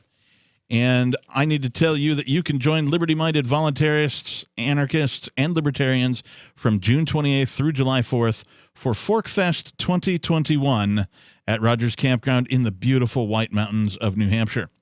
Forkfest happens the week after the Porcupine Freedom Festival, but Forkfest is decentralized, which means that there's no ticket cost and that no one is in charge. All you have to do is reserve your camping site, your RV site, or your motel room with Rogers Campground for June 28th through July 4th. I can't think of a better place to celebrate Independence Day than around other freedom-loving people in the Shire. Come hang out. Come party with us. You can find out more at the unofficial website forkfest.party, where you can connect with other attendees. You can find the unofficial Telegram channel and also the unofficial Forkfest forum. Again, links to those are all found at forkfest.party. We hope to see you there. All right. Tonight, I need to say thank you to Bradley Hunt. Bradley Hunt is a silver level amplifier to Free Talk Live, which means he donates $5 per month to get this radio program onto more radio stations. We're currently on somewhere around 200 radio stations. We could be on 250. We could be on 300. We could be on more. It's up to you. You can find out all about the amplifier program at amp.freetalklive.com. There's a number of little perks and special things you get if you do donate, and this donation goes exclusively to get this show onto more radio stations. So if you enjoy the hosts, the co-hosts, the cast of characters, the topics, the articles, the callers, if you're just plain entertained or you've learned something, please consider becoming an amplifier at amp.freetalklive.com. Thank you again to Bradley Hunt. You are appreciated. Let's just go right away to David in New Mexico. David, you're on Free Talk Live. Yeah, gun question for y'all. It's the perennial question. Well, luckily for you, there's a couple of guys here who know something about guns. Hey. So the old bear gun question. But first of all, let me say here's a fun one. So I grew up with a long gun in my hand, basically, 22 shotgun, whatever. But handgun didn't have much use for it. So the first handgun I ever shot was I was 10 years old, and what do you think it was? Glock 19. Take a guess. 38 Take special. Yeah, no, that's what I was going to say. 44 Magnum? Huh? 44 Magnum, yeah. Oh, so you didn't waste any time getting Clint to the top. Eastwood, yeah. Do you feel lucky, punk? Huh? Yeah. And the first shot, it was a 200-yard shot at a 2-foot diameter rock, and I smoked it. Nice. Not bad. Not recommended to hit rocks, though. What? Not recommended to shoot at rocks, though. They can come back at you. Well, 200 yards away. This was 200 yards away. And the fun thing about rocks is if you hit them, you pick one that you're likely to hit. This was 2-foot diameter, 200 yards, and if you hit them, you smoke the rock so you can see where you hit, as opposed to something else that you might not be able to tell without setting up a target in advance. And the fun thing about doing that as a 10-year-old, you got the gun out in front of you, you pull the trigger, and there's no time between the gun being in front of you and it being down back between your shoulder blades. It's just in one position, and then it's in the next position, and you don't remember it traveling. It's just out front, and then it's hitting you in the back. Yeah, I generally don't recommend handing 44 mags to 10-year-olds. I'd rather start them on a 22 and let them work their way up to the 44 mag. Yeah, well, this was Wyoming. We do things different out there. And the bear gun, the perennial question, because there's variables. First of all, if you're dealing with bears, you got to differentiate whether you're black bear or grizzly bear. And it's the grizzly bear you're really, really worried about because of their disposition and their size, but the fact that they do routinely eat meat. But then there's the other thing about, how much weight do you want to carry around if you're backpacking? And then you also preferably are carrying some bear spray, so you don't always got to kill. If some bear is just being a little bit weird, you can hit them with the spray instead. And then then the multi-use of a gun, if you're carrying around a 44 Magnum, and it's a lot of weight, you don't want to be doing that. Plus, there's not a whole lot of other uses, utility uses for a 44 Magnum other than that kind of thing. So, but if you got 20 guns, who cares? But if you're just going to have one or two handguns laying around, you might want to get some versatility out of it. And so there's many different variables there. Do you have a preference as to what you would carry in grizzly country? I have a couple of answers for you. I actually, for just such a purpose, I have a 1911 and 10 millimeter, otherwise known as best millimeter.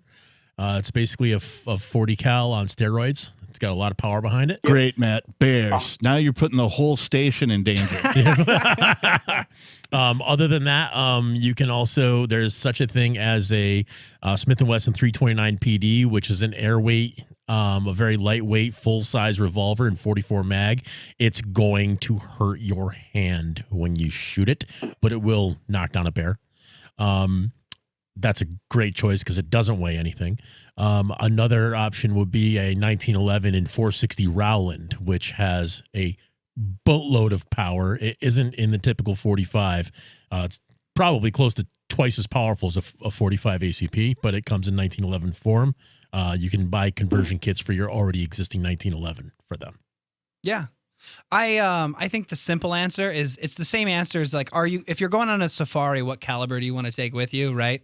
And you can take down like a Cape Buffalo with a 308 if you're good. Mm-hmm. But the answer to me is always bigger is better, right? And if I was someone like, say I went out and became an Alaskan bear hunting guide, I would want like, like the BFG, there's a revolver that this company makes that is chambered for 4570. Yeah, that's Why nuts. wouldn't you just carry that? I mean, in my mind, because it weighs 19 pounds. Sure, but here's what I'm saying is if a bear is charging you, if a Cape Buffalo is charging you, if something huge is charging you, you might only get one shot.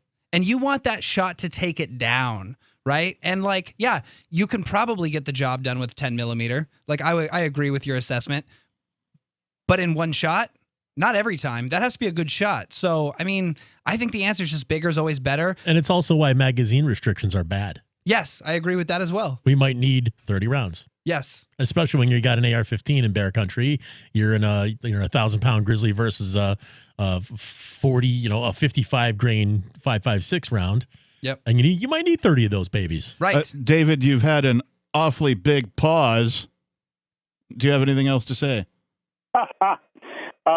Well, one last thing is the question about from my experience. I have not been. I've charged bears, but I have not been charged. Well, actually, I was charged by one bear, but it was. Well, I hope you got your money. Him.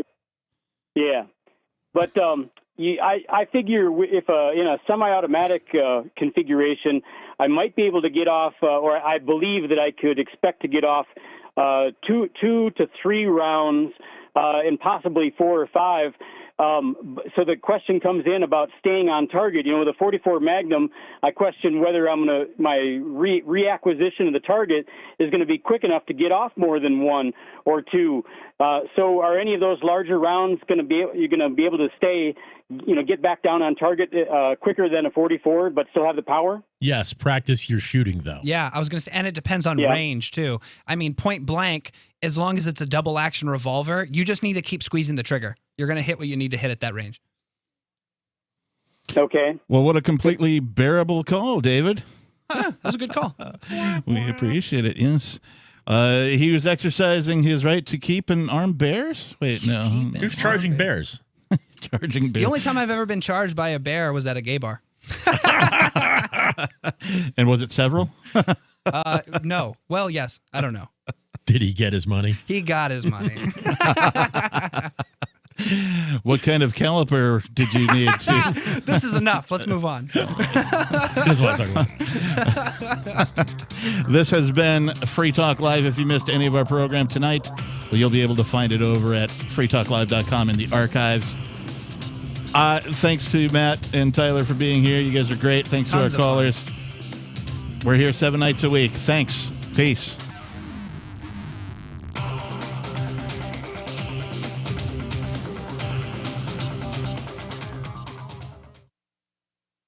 A newly recruited search and rescue officer, Marshall Hunter was resigned to a life of rescuing wayward spacefarers and derelict satellites. But when a billionaire couple goes missing, his own ship is disabled during the rescue. With communication satellites suddenly failing and lunar mineral shipments disappearing in transit, the crew suspects it's more than a coincidence, and Hunter must choose between salvation and sacrifice to save his crewmates and their civilian charges. Frontier by Patrick Childs and BingBooks.com. Are you tired of governments murdering people around the world? Stop using their money. There is an alternative. Bitcoin is a stateless, free market, non-political currency. Bitcoin cannot be inflated or controlled by any government. By using their money, you are helping the state. You have an incredible alternative available now. Learn it, use it, spread it. Get started with Bitcoin at Bitcoin.com. That's Bitcoin.com.